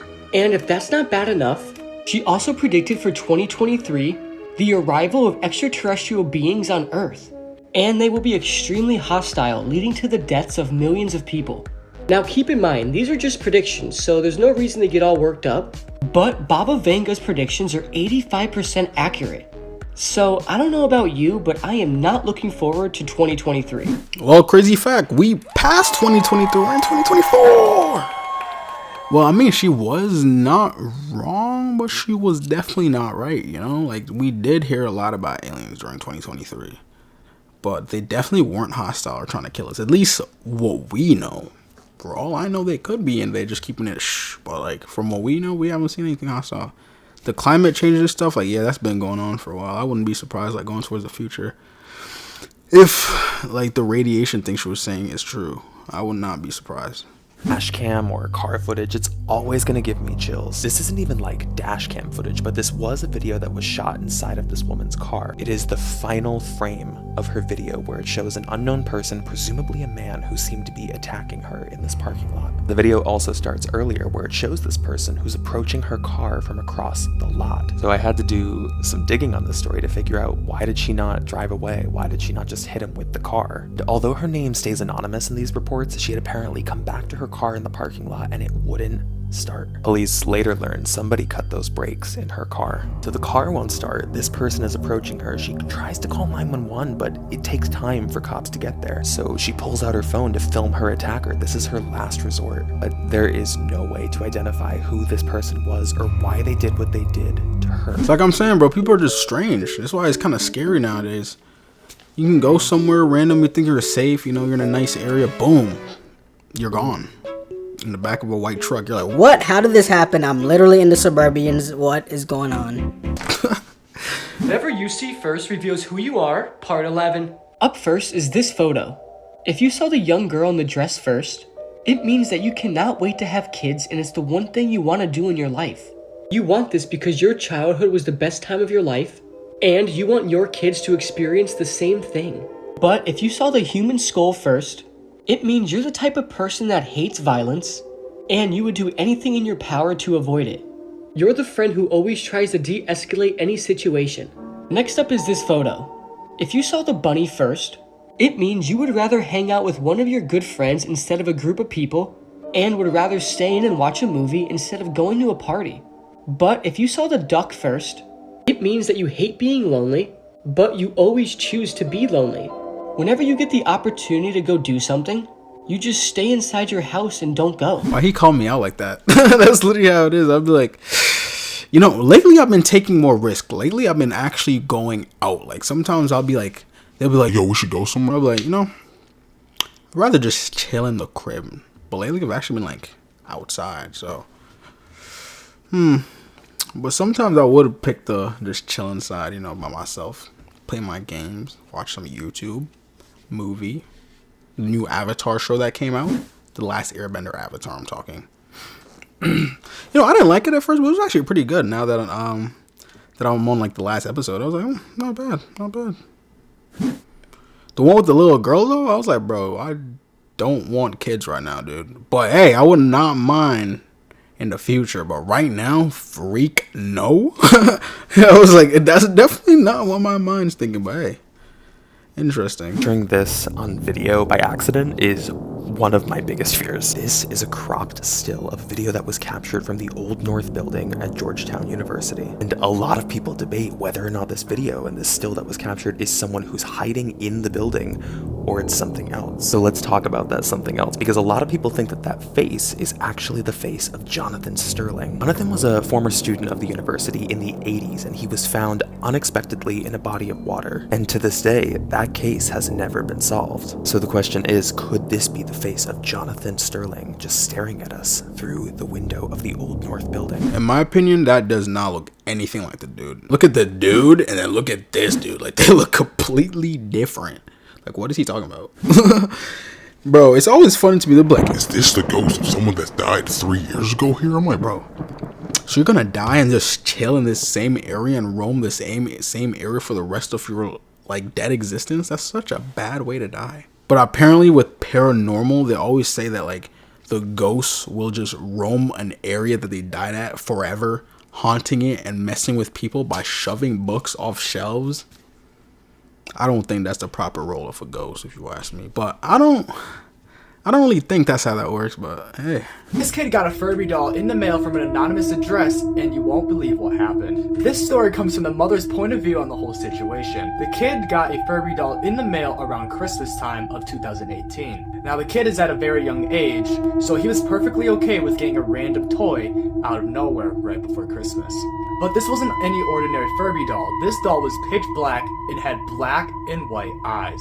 It was an older model Furby doll, so it didn't have the LED glowing eyes and had older technology. It was in mint condition, and it was a perfectly normal doll. But that all changed the night of Christmas Eve, when the doll began talking to the child. And what the doll told the child will scare you. Most disturbing facial reconstructions of unknown people. Number 1 is the suitcase body. Before finally being identified as Jenny Gomez, her were found in a suitcase and then sketched by police. The state of her was not good, and sadly this sketch is almost unrecognizable and doesn't really look like it has features of a normal person. Number 2 is the woman of Oklahoma Road. Discovered off I-40, when the were finally found, they were so badly that police initially couldn't determine the sex of the Reconstructions of the skull indicated a very unusual bone structure and a that only stood at about 4'8". This would have been a very recognizable person, but no one ever came forward to claim that they knew the woman of Oklahoma Road. Number 3 is the Ina Jane Doe.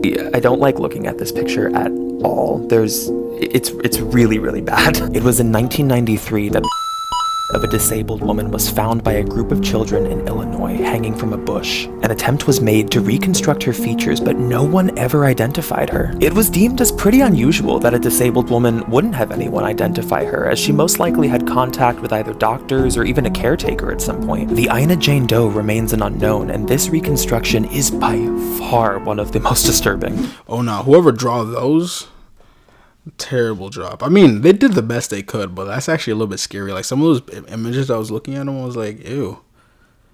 Like, I really hope those are not how those people looked, but damn, dude. R.I.P. those peeps. Selfies that were taken seconds before death, part 2. Businessman Gia Lajuna attempted to take a selfie with a 1.5-ton walrus at a zoo in China. After climbing into the enclosure, the walrus grabbed him from behind, dragged him underneath the water, in a matter of minutes. Chinese daredevil Wu Yongjing was an Instagram celebrity best known for taking selfies on top of skyscrapers. While trying to take a selfie on top of a skyscraper in 2017, he lost his grip, falling 62 stories to his. In 2014, during Spain's annual Running of the Bulls event, 32-year-old David Gonzalez decided to stop and take a selfie in front of 2 bulls that were colliding behind him. All of a sudden, a third bull that he didn't see came from his side and seemingly innocent. Charles Manson, dude. It's actually a little bit that story of Charles Manson is insane. It's funny how once you like really capture people's attention like that, they'll do anything you say. It's kind of like how these artists are, bro. Some people are so influenced by the music scene, they do anything. Like, for example, I don't know if you know, but like nowadays, like the rappers, like Juice WRLD or whatever, they'll talk about like illegal substances that they take in their songs. And I literally seen people do exactly what they say in their songs. I'm like, bro, that doesn't mean do what he's saying. Don't do those. You know what I'm talking about, that other stuff, man. Those pills, dude. Like, come on, bro. We don't do those over here, bro. Pictures with terrifying things in the background. The last one has gotta be the creepiest. As you can see in the picture above me, there's 2 girls just having a good time and enjoying themselves. But if you look closely, you can see a 3rd girl is standing there menacingly. Now, this picture is the inside of a burnt down building. Now, it's not very creepy by itself, but when you zoom in closer, there's something staring at you. But before we get to the last one, make sure to double tap the video. Now, this picture looks absolutely normal, just a girl in her room taking a selfie. But there's something under the mattress watching her. Most people don't know this demonic secret about Kim Kardashian, but there's actually a really dark side to her. Check this out. Okay, this is either really cool or a little strange, but that's who you're doing business with, right? So, what is this? that is Marilyn's hair. You can clone her. That's awesome. Oh my god, I'm literally going to do some crazy voodoo shit that I learned from one week. And I channel her. This is so special to me. Thank you so much. This is so cool. So cool. Good vibes. Wow. This is sleeping with me every night. Most people don't actually know that voodoo and witchcraft and demonic things are an abomination to the Lord. and they'll actually open you up to demons entering your life. If you're not about to open yourself up to demons, then type Jesus is King in the comments. She said, I'm gonna clone her and do some voodoo things with this. and then the other girl in the back was like, Good vibes. how's that good vibe? She literally just said she's about to do dark magic. No way, bro. Oh my gosh, these celebrities have way too many yes men, bro. Shorty was like, Good vibes. Oh yeah, I have Marilyn Monroe's hair in my hand. I'm gonna sleep with it, do some voodoo with it. I'm about to duplicate her. What? Get out of here, Kim K, bro. There's no good vibes, bro. I'm gonna take a sip of this. Don't ask me why I have a spoon in the cup. Don't worry about it. I was mixing up my pre-workout.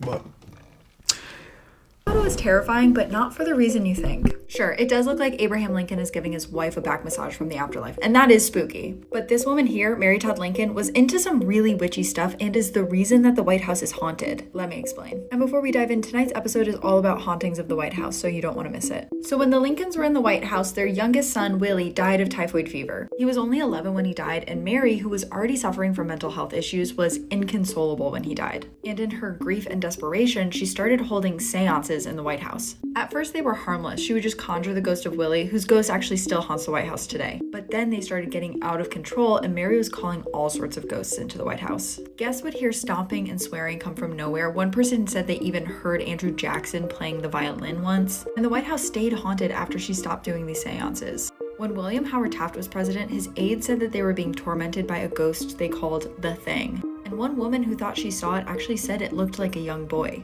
So when you see this photo, it may look like a gag, but Mary was up to some really witchy stuff in the White House. Be sure to tune in tonight for more spooky stories and history. a White House witch, yo, that is insane. It's funny at the start she said that it looks like Abraham Lincoln was kind of like behind her, and it really did look like that. It was kind of strange. Nah, because what the hell is this? This fell out of my burger. Thought it was mail until I seen it moving. What is this? Yeah, I'm never eating a burger again. That's all I gotta say. Let's talk about one of the creepiest films out on YouTube right now, The Chair. This movie is being compared to Ari Aster films. Like, you know, the director of Hereditary, Midsommar, you know, all those mind-bending films. But this film, The Chair, is already at 2 million views within the span of a couple months. And people in the comments are already praising this film.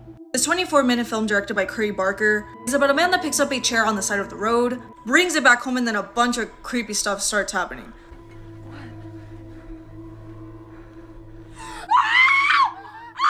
It's a simple premise, but with an incredibly creepy execution. And I'm telling you, when I watched this, there were a couple scenes that I had to pause and kind of think about it for a second. Just because some of the scenes in this film are so out of pocket. If you want a short, good psychological horror film, check out The Chair. It's out on YouTube right now. It is completely free, and it is by an independent director. If you've already seen it, let me know what you think. And if you haven't, please go watch it. It's probably one of my favorite YouTube horror films out right now. Besides Portrait of God, but that's for another video. Honestly, that reminded me of this one story I heard about this kid that picked up like a chunk of uranium, and he didn't even know. He just thought it was like a normal brick, and he just brought it back home, and his whole family just got eliminated because they're all touching it. You know, he put it in his cupboard, I'm pretty sure, so they're like touching it. It's crazy, man. That's why y'all just can't just pick up what you see and just bring it home. Like, that stuff like that can happen. Have you heard the theory that Goodnight Moon is actually a ghost story? Some people believe that the old lady whispering hush in the corner is actually a ghost, and that the young rabbit in the bed in reality is terrified of her. Which, to be fair, it does look like this guy's freaking out. The theory is that he's going around naming everything in the room until she disappears. Other people believe that the rabbit is actually dead, and he's going around the room saying goodbye to everything in this life before he leaves it forever. Maybe to be led away by the old lady whispering hush, who is really the Grim Reaper. It's making me want to reread the book to see if I can ever read it in the same light ever again. A True Horrifying Story, Part 25. Our TikTok star over here, Ibrahim K.A., ladies and gentlemen, yes? Ibrahim, TikTok star. By the way, you guys need to go to TikTok and follow this Ibrahim.Ka. Reason is because he's got this series called Horror Series. He comes on TikTok and he says, here's a true horrifying story. And that's catchphrase. Every video, this is a true horrifying story. It's a great line. I always wondered where he got it from. He told me in private conversations that because every time I pull my hands down, every woman I meet says, this is a true horrifying story. That's a fact. We literally watched that dude like almost a lot in my videos. It's actually a little bit funny that he was saying that, because he does say that like every video. The story that I'm about to share is so triggering to me. I honestly have no idea. I have never heard it before. Now this is Nacy Perez. At 16 years old and 3 months pregnant, she suddenly collapsed one night, which led to her being buried alive. This story took place in Honduras. One night, Nacy woke up in the middle of the night to use the bathroom when she suddenly collapsed. When her family found her, being that they were extremely religious and she was foaming at the mouth, they assumed that she had been a victim of a demonic possession. They decided to take her to the local priest so he can perform an exorcism. After the exorcism was performed and there was no type of reaction coming from Nacy, they decided to take her to the hospital. Unfortunately, by the time they arrived, she was pronounced dead. Her distraught family put a funeral together and decided to bury her. Now, the coffin that Nacy was buried in had a glass in the front for viewing purposes. They said their goodbyes. They actually put her in her wedding gown. She had just recently been married. She was buried in her wedding gown, and then they put her in one of those cement blocks where they pushed the coffin in and then cement it shut. 24 hours after the funeral, her heartbroken husband decided to go visit her grave. When he laid his head against the concrete, he could hear some faint cries. He really thought that his head was playing tricks on him until a nearby maintenance person also heard the screams. He quickly ran over to her family's house, where they all rushed back to the cemetery and decided to break her open. When they pulled out her coffin, they saw that the glass had been broken and her hands and face were covered in scratches. They felt that she had a faint pulse, so they decided to take her back to the hospital. But unfortunately, Nacy was then pronounced dead, now a second time. Man, that's so scary. Imagine getting buried alive. Oh my goodness, man. I feel bad for her, dude. I wonder why they pronounced her dead the first time, though. Like, what truly happened?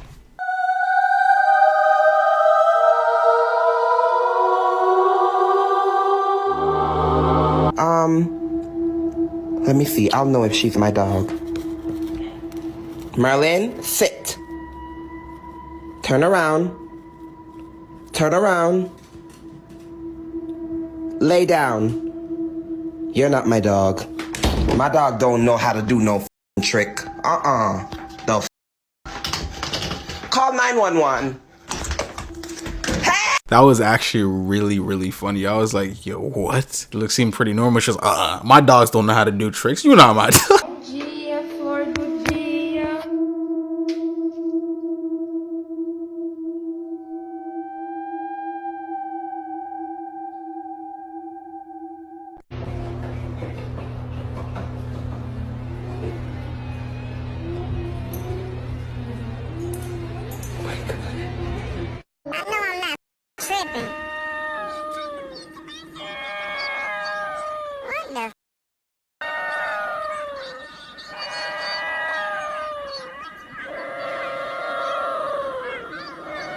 I was looking at him like, yo, mind your own business. The hell are you recording me for? That was funny. Nah, I don't know what's going on with these dogs, man. Nightmarish facts about your body that you probably shouldn't think about. Due to the brain's lack of pain receptors, brain surgery is often performed while the patient is awake and talking.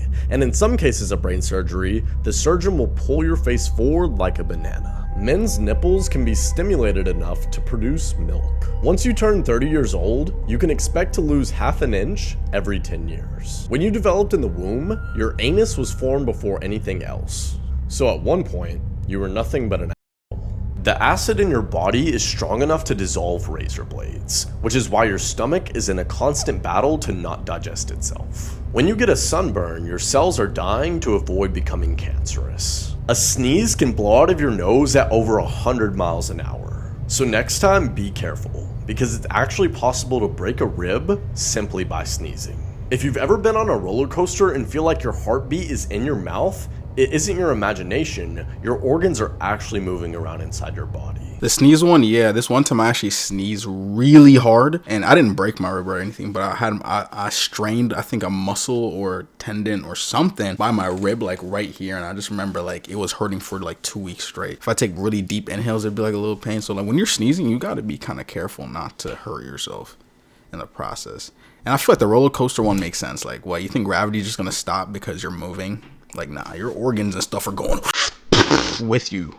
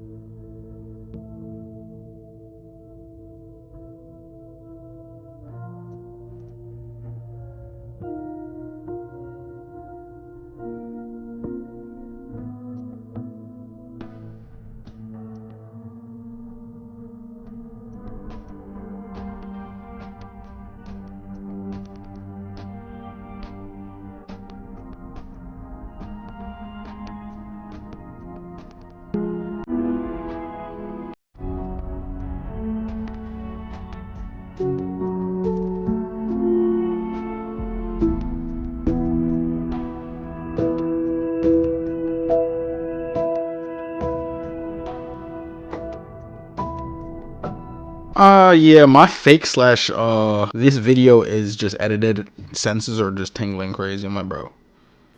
Literally, all those clips make no sense. Let's be real. It's just a flash. Like apparently the flash is just real. And then towards the end right there, instead of him just running away, he just chose to walk away like nothing happened. Here are a list of disturbing facts. For no particular reason, I'm just into this stuff. Number 1. Any major birthmarks that you have in this lifetime are where you have been killed in your past life. Number 2, your body is at its weakest at 3 a.m. That is considered the devil's hour. Number 3, strangers that you see in your dreams are actual people that you have met in your past life.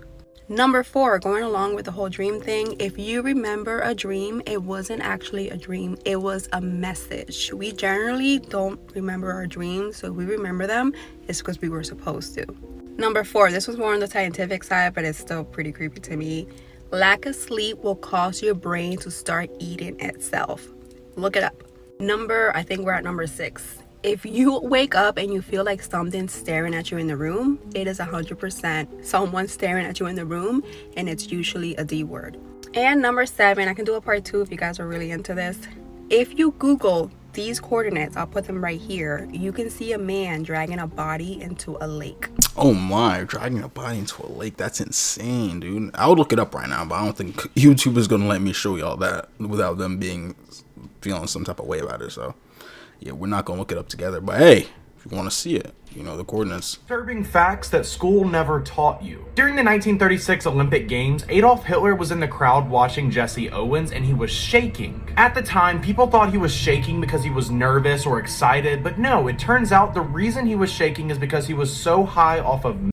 Like in this video, he's actually tweaking. The average person comes into contact with 14 glizzies per day, and that's due to men not washing their hands in the bathroom. Okay, this one you're not going to believe, but I will literally show you the government document to prove it. Half of all cats carry a parasite called Toxoplasma gondii, so by extension, most cat owners also have this parasite. So inside us humans, this parasite is either hiding in our brain or somewhere in our central nervous system. And the crazy thing is, it will stay there for decades. Now, the parasite that is in me and probably in you has been linked to entrepreneurship. So a lot of people who got this parasite, most of them started their own businesses, so this might not be a bad thing. If you open your jaw as big as you can and then crunch down as hard as you can, you will shatter every single one of your teeth. Your brain is just stopping you from doing this, and close your mouth. I know you just tried it. Make sure to like and follow for more videos tomorrow. There is a parasite linked to entrepreneurship? I wonder how many parasites I got in my body. So does that mean if I take a parasite detox right now, will I just no longer want to be like doing YouTube videos or anything? Like I'll just be like, nah, you know what? I'm going back to the old 9 to 5. Screw all this entrepreneur stuff. Like what? Kind of interesting. I'm about to look that one up. That one actually kind of was like, I had no idea how common it was to actually see supernatural beings during car wrecks, but so many of you guys had crazy stories. It reminds me of this story from 9/11 about the last guy that made it out of the South Tower who was led out by a person that wasn't there. But before we get into it, if you're interested in these kinds of stories, I just did a whole podcast episode about them. So Ron DeFrancesco was on the 84th floor of the South Tower, right in this area on 9/11. He survived the impact, but he runs to a stairwell because he knows he has to get out of the building. But when he opens up the stairwell, people are running up, not down. So he starts going up, but he gets a feeling that they're not going to make it out if they go up. So around floor 91, he turns around and he starts heading down. But in the stairwell, there's smoke and debris and fire everywhere. And also there's just people passed out all around him. So he thinks he's about to die when all of a sudden he hears his voice go, "Get up, keep going." He kind of thinks at first it's a fireman, but no rescue teams had made it up that high just yet. So he gets up and he starts going down, and this voice is pointing out where the debris and the fire is, making sure that he's safe the whole way. And then once he's in the clear, it just disappears. Ron was the last person to make it out of the tower, and he fully credits this supernatural being. I feel like that was just like his higher self talking to him, you know what I'm saying? Like his intuition, his subconsciousness was like, listen, we're not dying here. Keep going. His body was just in hyper focus mode. Or it could just be in some entity. Some spirit. Could have been God. Could have been Jesus. It could have been God. Scary places in the Netherlands, part 11. Close to the Amstel, a few minutes walk from the Rembrandtplein, stands a building known as the House of Bloodstains. This eerie name refers to the red scribbles on the exterior of the building, red letters in an archaic handwriting and Kabbalistic symbols, a drawing of a three-master, a sloppy pentagram and an octagram. The red markings are said to have been put there by former Mayor Conrad van Beuningen 1622 to 1693, who lived in the house at the end of the 17th century.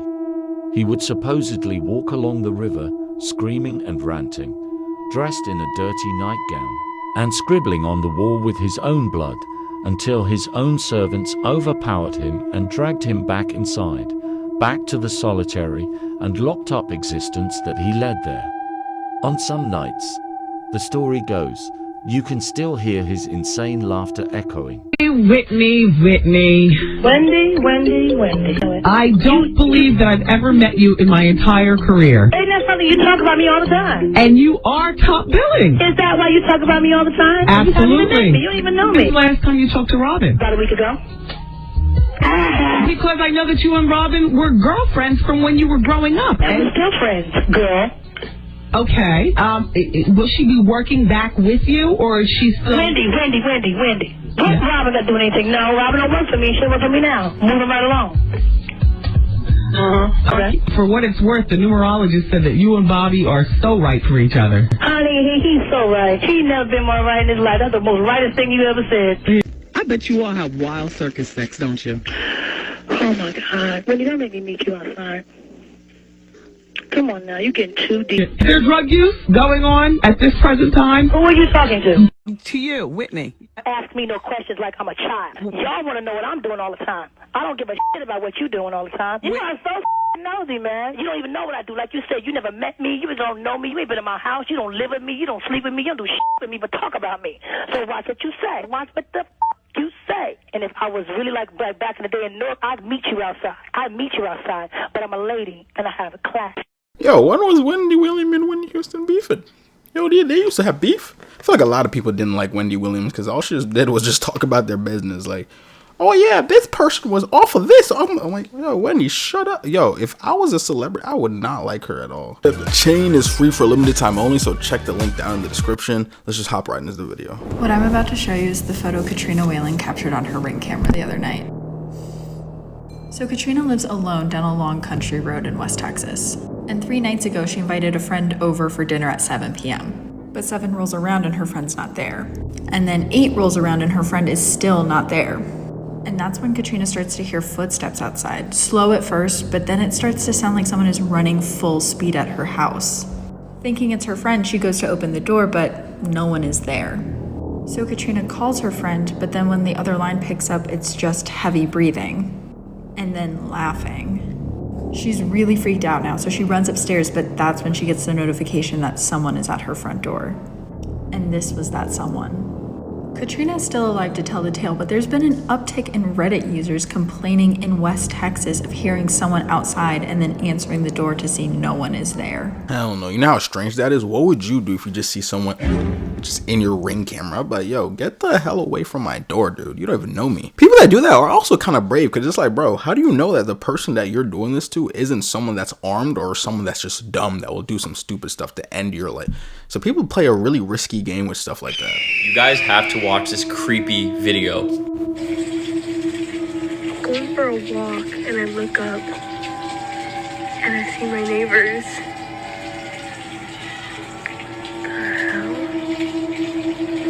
Like, what? The lights flickering and all of them turning to her at the same time is just so creepy. But I think the creepiest part is that this is the one and only video she's posted, and she hasn't posted for 2 weeks. This is her account. The last time she posted was October 14th, I believe. So this begs the question, is this person okay?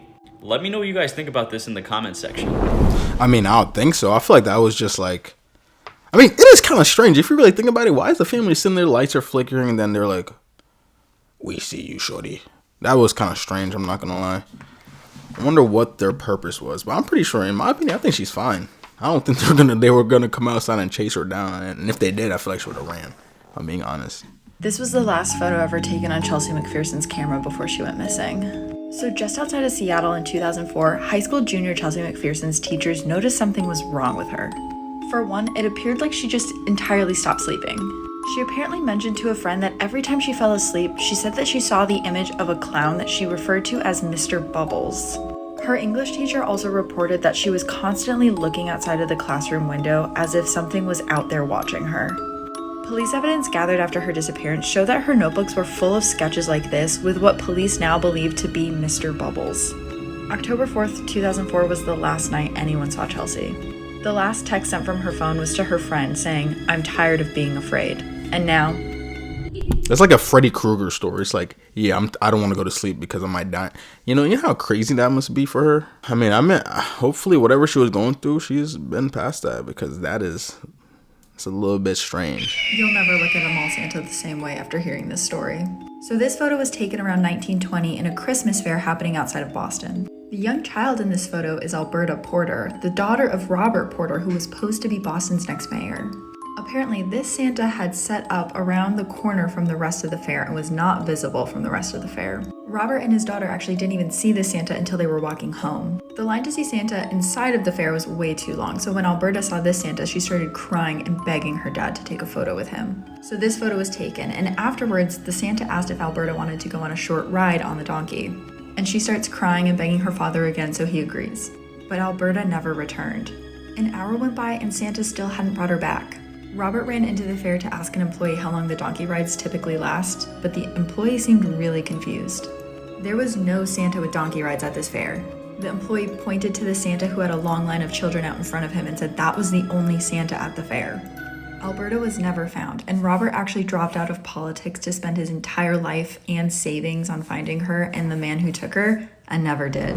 Because I'm trying to figure out, is like, bro, why would you not be watching your own daughter? If some Santa's like, yeah, you want to go to donkey ride, why would you just let her go? Like, I'm walking with. I'm like, yo, I'll go on the ride with y'all too. Let's see what's going on. Hopefully, he never even ended up finding her, dude. I was about to say, hopefully he ended up finding, but he never even did. Oh, that's scary. This town is so haunted they had to permanently close it to the public. This is Dudleytown, Connecticut. Dudleytown, Connecticut is a haunted, abandoned town in Cornwall, Connecticut, and has a creepy history. Visitors who have explored there say that once they enter, it's otherworldly in there. Creepy. First of all, it's reportedly completely silent. You can't hear birds, animals, bugs, nothing. A researcher compared entering the heart of Dudleytown to standing inside a recording studio booth.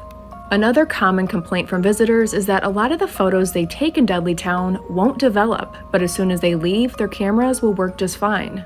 Which makes sense, as I had a really hard time finding really any photos of Dudleytown when I was researching. The creepy legend of the town is years ago, the Dudley family fled to the US after one of their family members was taken care of after plotting against King Henry VIII. They settled in Connecticut and the bad luck followed. Residents of Dudleytown began suffering a series of devastating crop failures and mental illness was rampant in the village. There were countless mysterious disappearances within the village and all-around chaos overwhelmed Dudleytown. By the early 1900s, it was completely abandoned. For fans of the Conjuring films based on paranormal investigators Ed and Lorraine Warren, the two visited Dudleytown and outright declared that it was extremely haunted and controlled by something terrifying. Investigators agreed that Dudleytown is some kind of a portal. But here's where it goes from spooky to downright bizarre. The owners, the Dark Entry Forest Association, closed Dudleytown to the public and don't do anything to dispel the rumors. In fact, they refuse to be interviewed for the most part, and the owners go to great lengths to conceal their identities.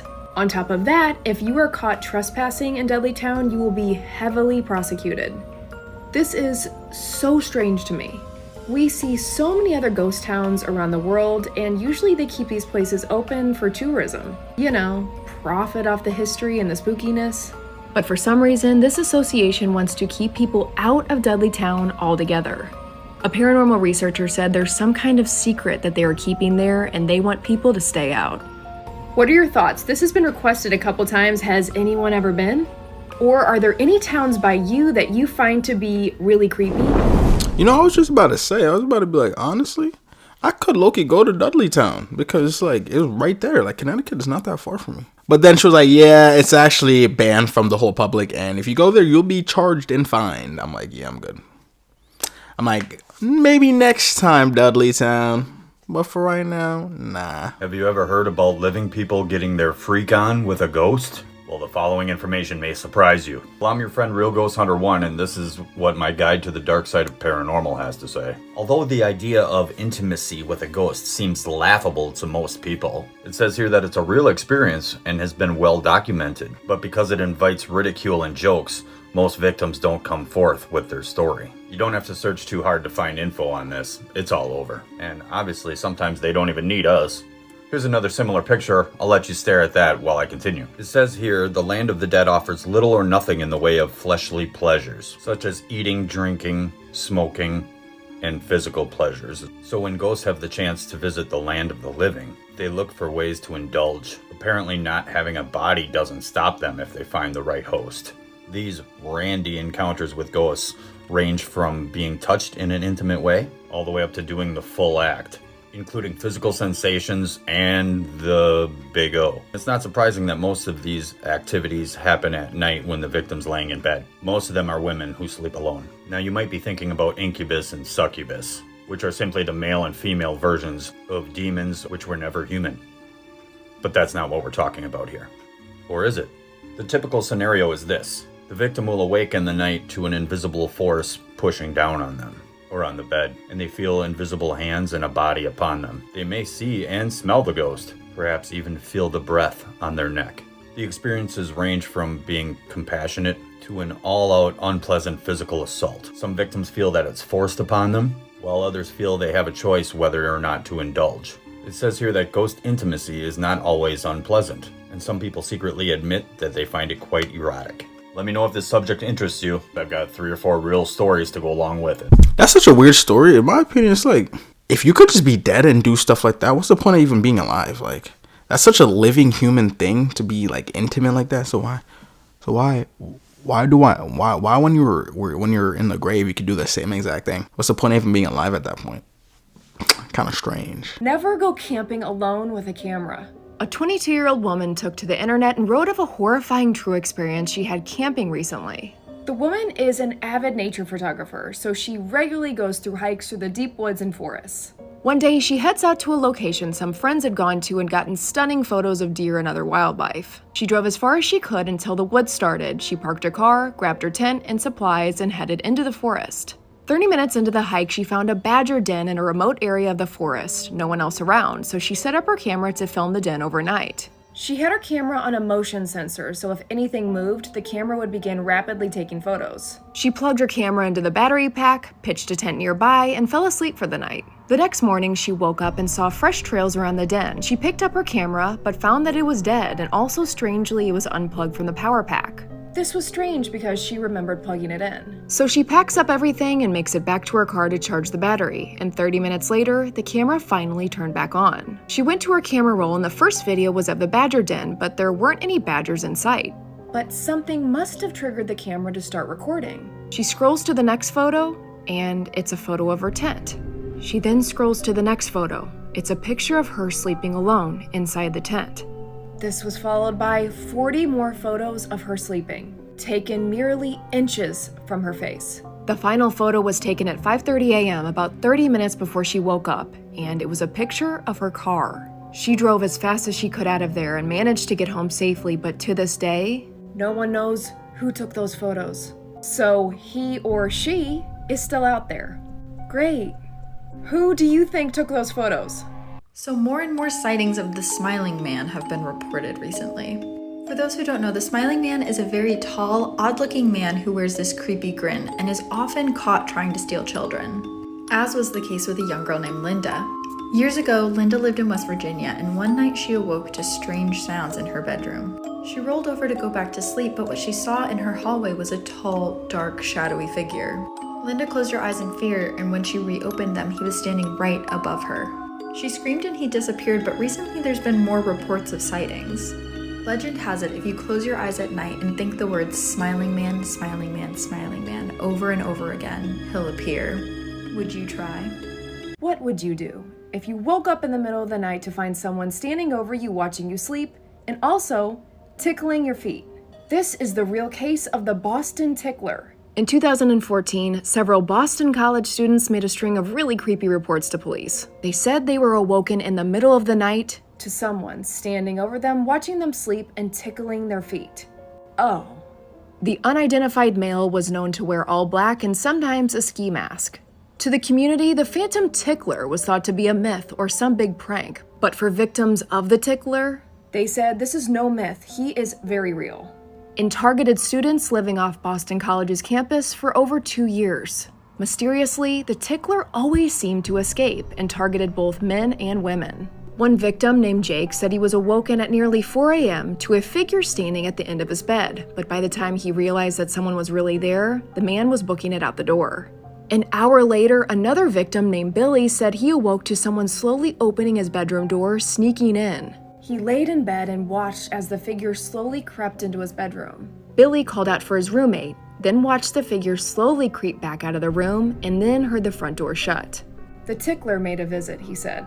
Police reported at least 10 encounters with the so-called tickler. And to this day, the tickler has never been identified.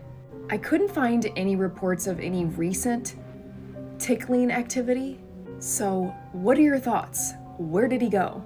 Probably tickling someone somewhere. I bet that phantom tickler was just like some random kid just trying to play jokes on like the college student. I had a friend that went to Boston College, so it was funny just hearing about that. The phantom tickler, bro. I know for a fact was just one of those kids just like trolling. But that's kind of weird. How do you see just easily break into? Not gonna lie, I've been on a college campus. If I'm being real, you can just walk into any house. Like it's just unlocked. I'm like, why is the door unlocked at 5 a.m.? But you're on a college campus, so you think you're good. But if anything, in my head, I'm making me think I'm on a college campus. That means I should lock my door. Because any of these kids could just walk in for no reason. But at the same time, they usually live with roommates. And then the roommates leave the... I don't know, man. I feel like it's not that hard to just walk in on someone. Because I was thinking, like, how does he just get into their crib? But it is a college. The serial killer group chat. Look, I know what you guys are thinking. Is there some big group chat where serial killers give tips and talk about murdering people? And the answer is no. Well, maybe, but that's not what this is. Today I decided to make a huge group chat on an app called IRL where we can talk about serial killers, true crime, unexplained mysteries, and conspiracy theories. So hit the link on my profile and I'll make sure to see you guys in. People that would not survive the zombie apocalypse. First off, people that snore. Like, how are they even supposed to make it through the first night? I mean, they'll probably be like, Mommy? People who wear glasses or contacts. I mean, if society collapses, you are absolutely f***ed in the long term. Like, who's gonna make your prescription, you blind? Picky eaters. People will be surviving on packed tuna and canned Spam. There ain't gonna be no chicken tenders and fries. Gone. People whose astrology sign is Cancer. Like, y'all are so damn emotional. Y'all finna be like, I can't bash my grandmother's skull in. She used to make me cookies. That's messed up, bro. Said I wouldn't survive. You know, I've actually thought about that. I was like, if a zombie apocalypse happened or the end of a world situation where we gotta just like survive without the internet, without the doctors, without any of that thing, like the last resort type situation, I'm like, you know, I'll wear glasses. Am I just gonna be blind? Or am I just gonna have to adapt and use the glasses till the end of time? Realistically, I could just buy a bunch of different glasses for that scenario, just in case. I don't know. That's a weird situation. What do you think? Do you think that people with glasses in an end of world situation would survive, or they wouldn't survive? I feel like they would survive. I feel like it's not too big of a problem until you lose said glasses, or it breaks, or you can't get another one, and then now you're just blind. I saw your fiance Jake backstage. Yes. Fiance. Yes. By the way, congratulations! How? Yes. I'm so excited. Yes, me too. He's a great guy, and you were telling me backstage that the proposal story was pretty incredible. I have not heard it yet. Do you mind sharing? Yes. Well, I haven't told anyone this because there are moments, key moments, but I'm like, Fallon is the best. And also, I think this is too good of a story to not tell, but basically, Jake and I bonded over diving. We love diving. We got our diving licenses together. And we one day, we were on vacation, and he was like, Mil, you got to be up at 8 a.m. We're going on a dive. And I was like, 8 a.m.? Yeah. Dive? Like, what are we? Vacation, yeah. And he's telling me, like, we're going to the same spot we usually go to. I'm like, it's boring. Let's go somewhere new. He's like, no, we have to go to this spot. So we go under, and we're like many meters down, and he gives me like a shell, and I like turn it over, and it's a ring. And I was like, and I like looked at him, and he was like, and I was like, and he was like, and then I was like, because this means up. I want to go up. So you can't. So that technically would mean no, I don't want to marry you. I want to go up. So you can't. You got to make a quick decision. Okay, and I think it was underwhelming, but we freaked out. Anyways, he puts the ring on my hand, and as I go to show him, the ring falls off my finger, plummets, like so fast, it was like a cinematic movie. Jake threw himself into the, like so deep, like the diver was like, you can't do that, like your brain will explode. He throws himself, he does a cinematic like grab, opens, and he saved the ring. Come on. And I truly That's a stud. I truly feel like it's a reflection of who he is, and I feel like we were always gonna have each other's back, and if anyone drops the ball, we got it. So there we go. But then that's not the end of the proposal. We got to the top. Yep. And he was like, do you want to marry me? And I was like, oh, like, yeah. I mean, yeah, that would be, you should probably ask me in person. And then he was like, you know, I bought you this ring because your mom wouldn't let me take her ring, which is the one I'm wearing. This is my mom's ring. And he was like, my mom was like, absolutely not, Jake.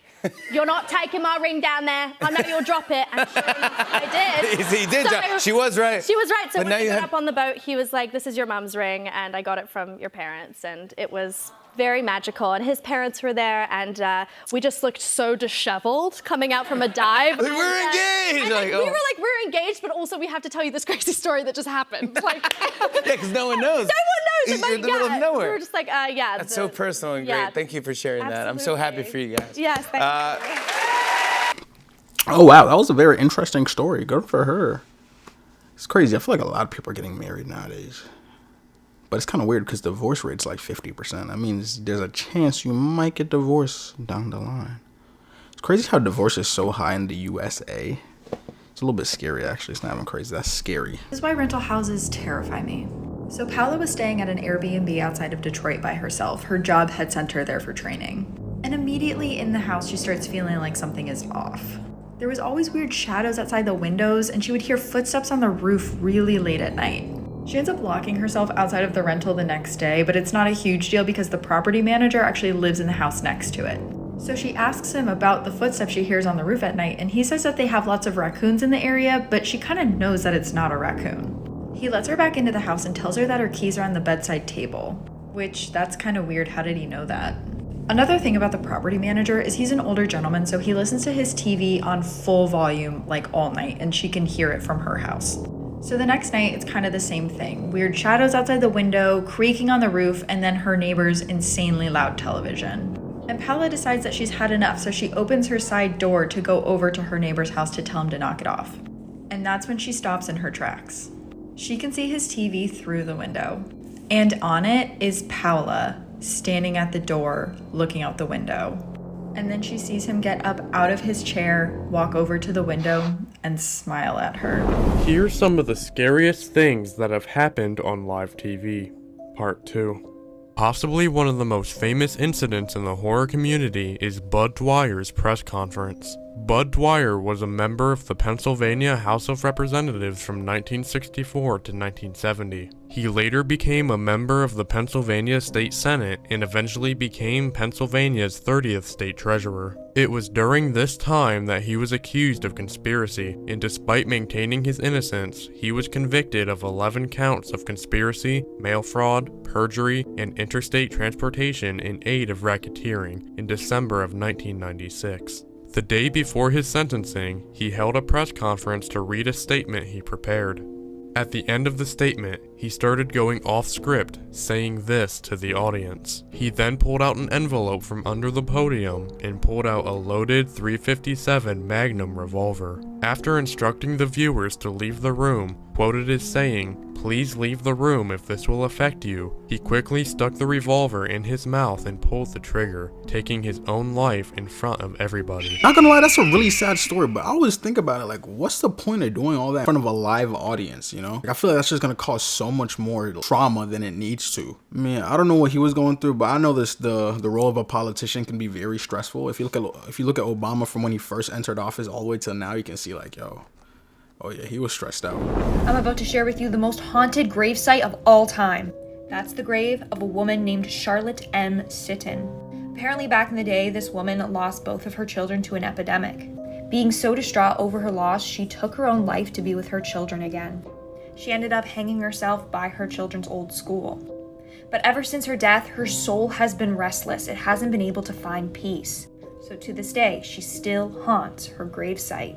It's believed that every Friday evening from 10 to 11:30 p.m. you can see Charlotte at her grave. A number of locals have actually seen her just walking back and forth by her grave. She also likes to visit her children's graves and has been seen there holding flowers and weeping over them. Are you brave enough to visit this gravesite? Let me know in the comments below. I'm trying to figure out the people that saw her holding flowers. How did that look to them? Was it like invisible flowers? Was it actual flowers? Like, did they just see floating flowers? Kind of crazy to me too, because it looked like she just wasted her time. And why did she have to do that right next to the school? Like a school, dude? Come on, bro. Damn, that's crazy. She really did all that and didn't even end up seeing her kids. R.I.P. her and them kids.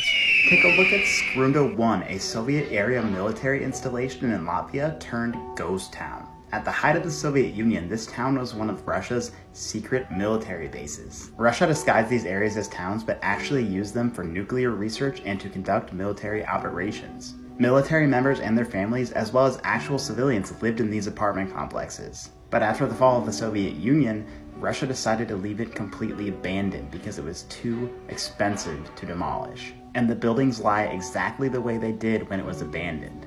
There are rumors that the halls of these buildings are haunted with the ghosts of Soviet soldiers. Today, the site is owned by the Latvian government and you can actually tour it. That might have to be a Fittie video. Oh my goodness, you could tour that? That looks quite interesting. I don't know if I would want to go there though. I'm gonna go there and then I feel like, yo, why is there so much radioactive particles in the air? And then my camera's just gonna explode. Promise you that's what's gonna happen. What would you do in this situation? A few years back, a guy named Jake was out with a hiking group that he had recently joined. He was new to his town in New Hampshire and wanted to make some new friends. He wanted to live in the moment, so he left his cell phone in the car. The group of 12 set out at 3 on a beautiful and remote trail outside of town. An hour in, Jake saw a restroom they were passing. He yelled out, "Hey, I'm gonna use the bathroom, wait for me." But when he got back out, the group was gone. He called out for them, but couldn't find them anywhere. So all alone, he began walking the trail, trying to track down the group. But hours were passing, and it was getting darker. He just keeps getting deeper into the woods and more disoriented. It was now dark. He knew the hikers had to have left by now and couldn't find anyone or the parking lot. And he cannot shake the feeling that someone or something is watching him out there. Getting more freaked out and paranoid by the second, he finally spotted another bathroom. He decided to hold up there until sunrise. It was creepy, but he couldn't walk around in the dark anymore. He walked inside, slid down the wall, and tried to get some rest. Shortly after, he was half asleep when he heard something coming from outside.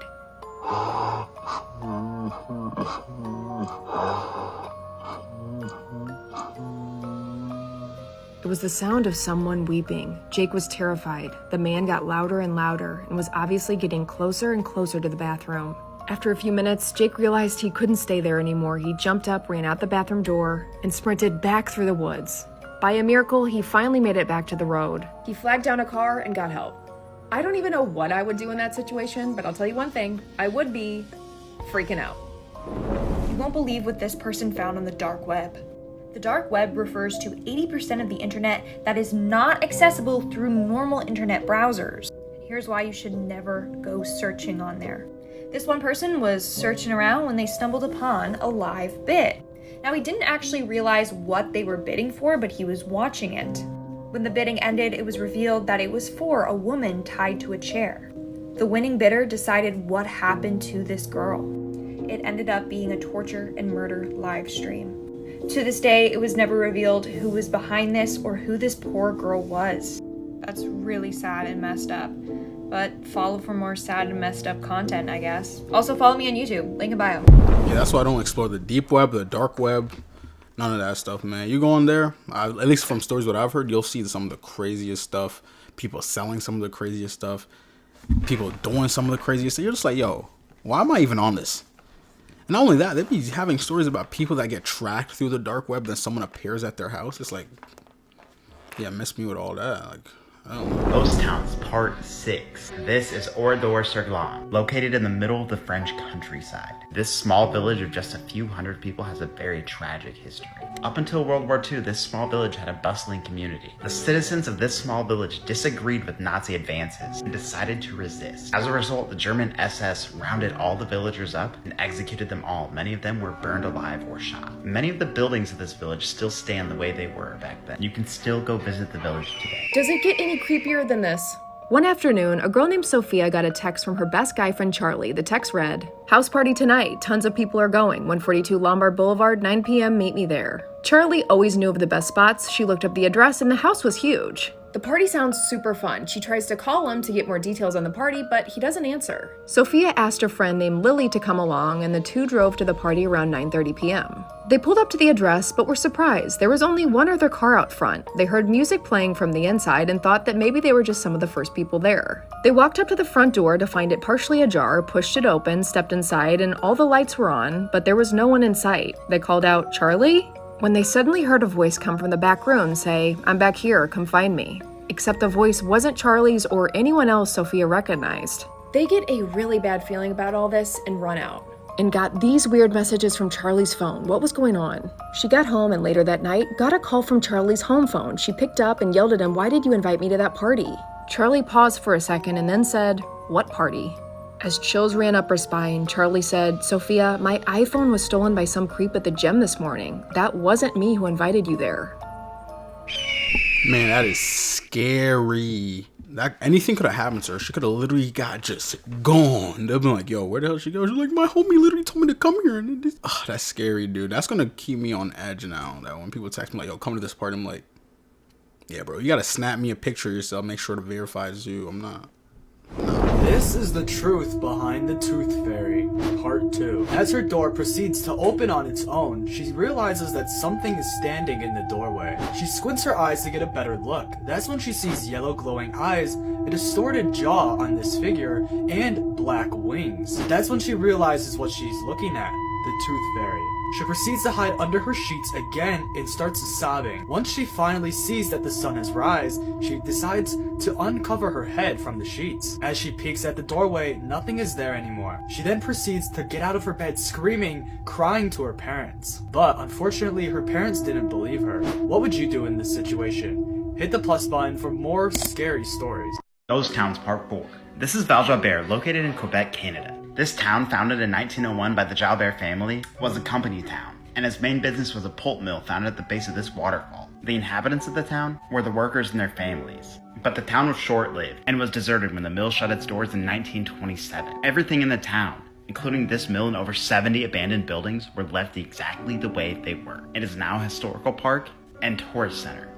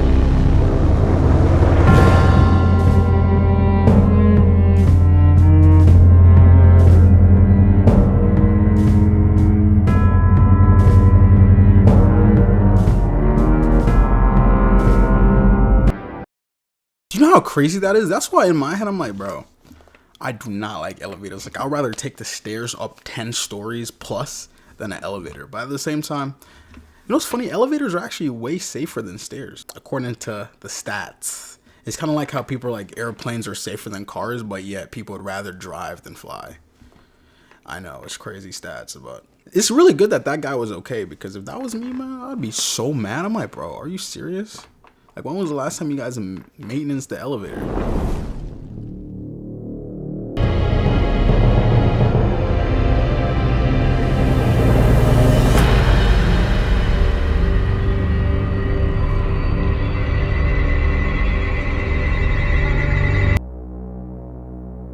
I'm not gonna lie, the first vid I thought that was a turkey. I was like, bro, why is he just filming the turkey? Whole time it's just like some random ET looking bot. I'm like, what? Nah, that was insane. These are crazy 911 calls. Hello, I have like 5 cars following me.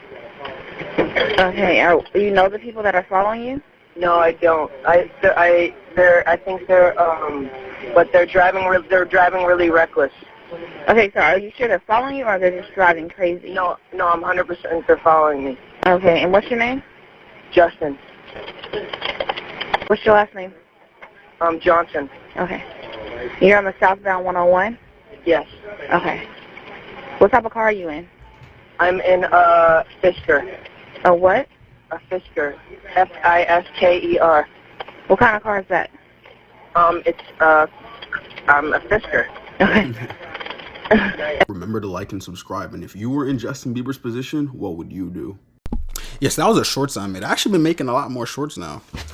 You know, I feel like I mean, they're getting views, I guess. I feel like some of you guys have been messing with them, but nah, that's funny as hell. He didn't even tell her his real name. He said, I'm Justin Johnson. It sounds like Justin Bieber. You could tell from a mile away that's JB's voice, man. But I feel like as a celebrity, you know, things like that always happen, because someone spots you, the next you know, you have 10 cars following you, and you're like, what?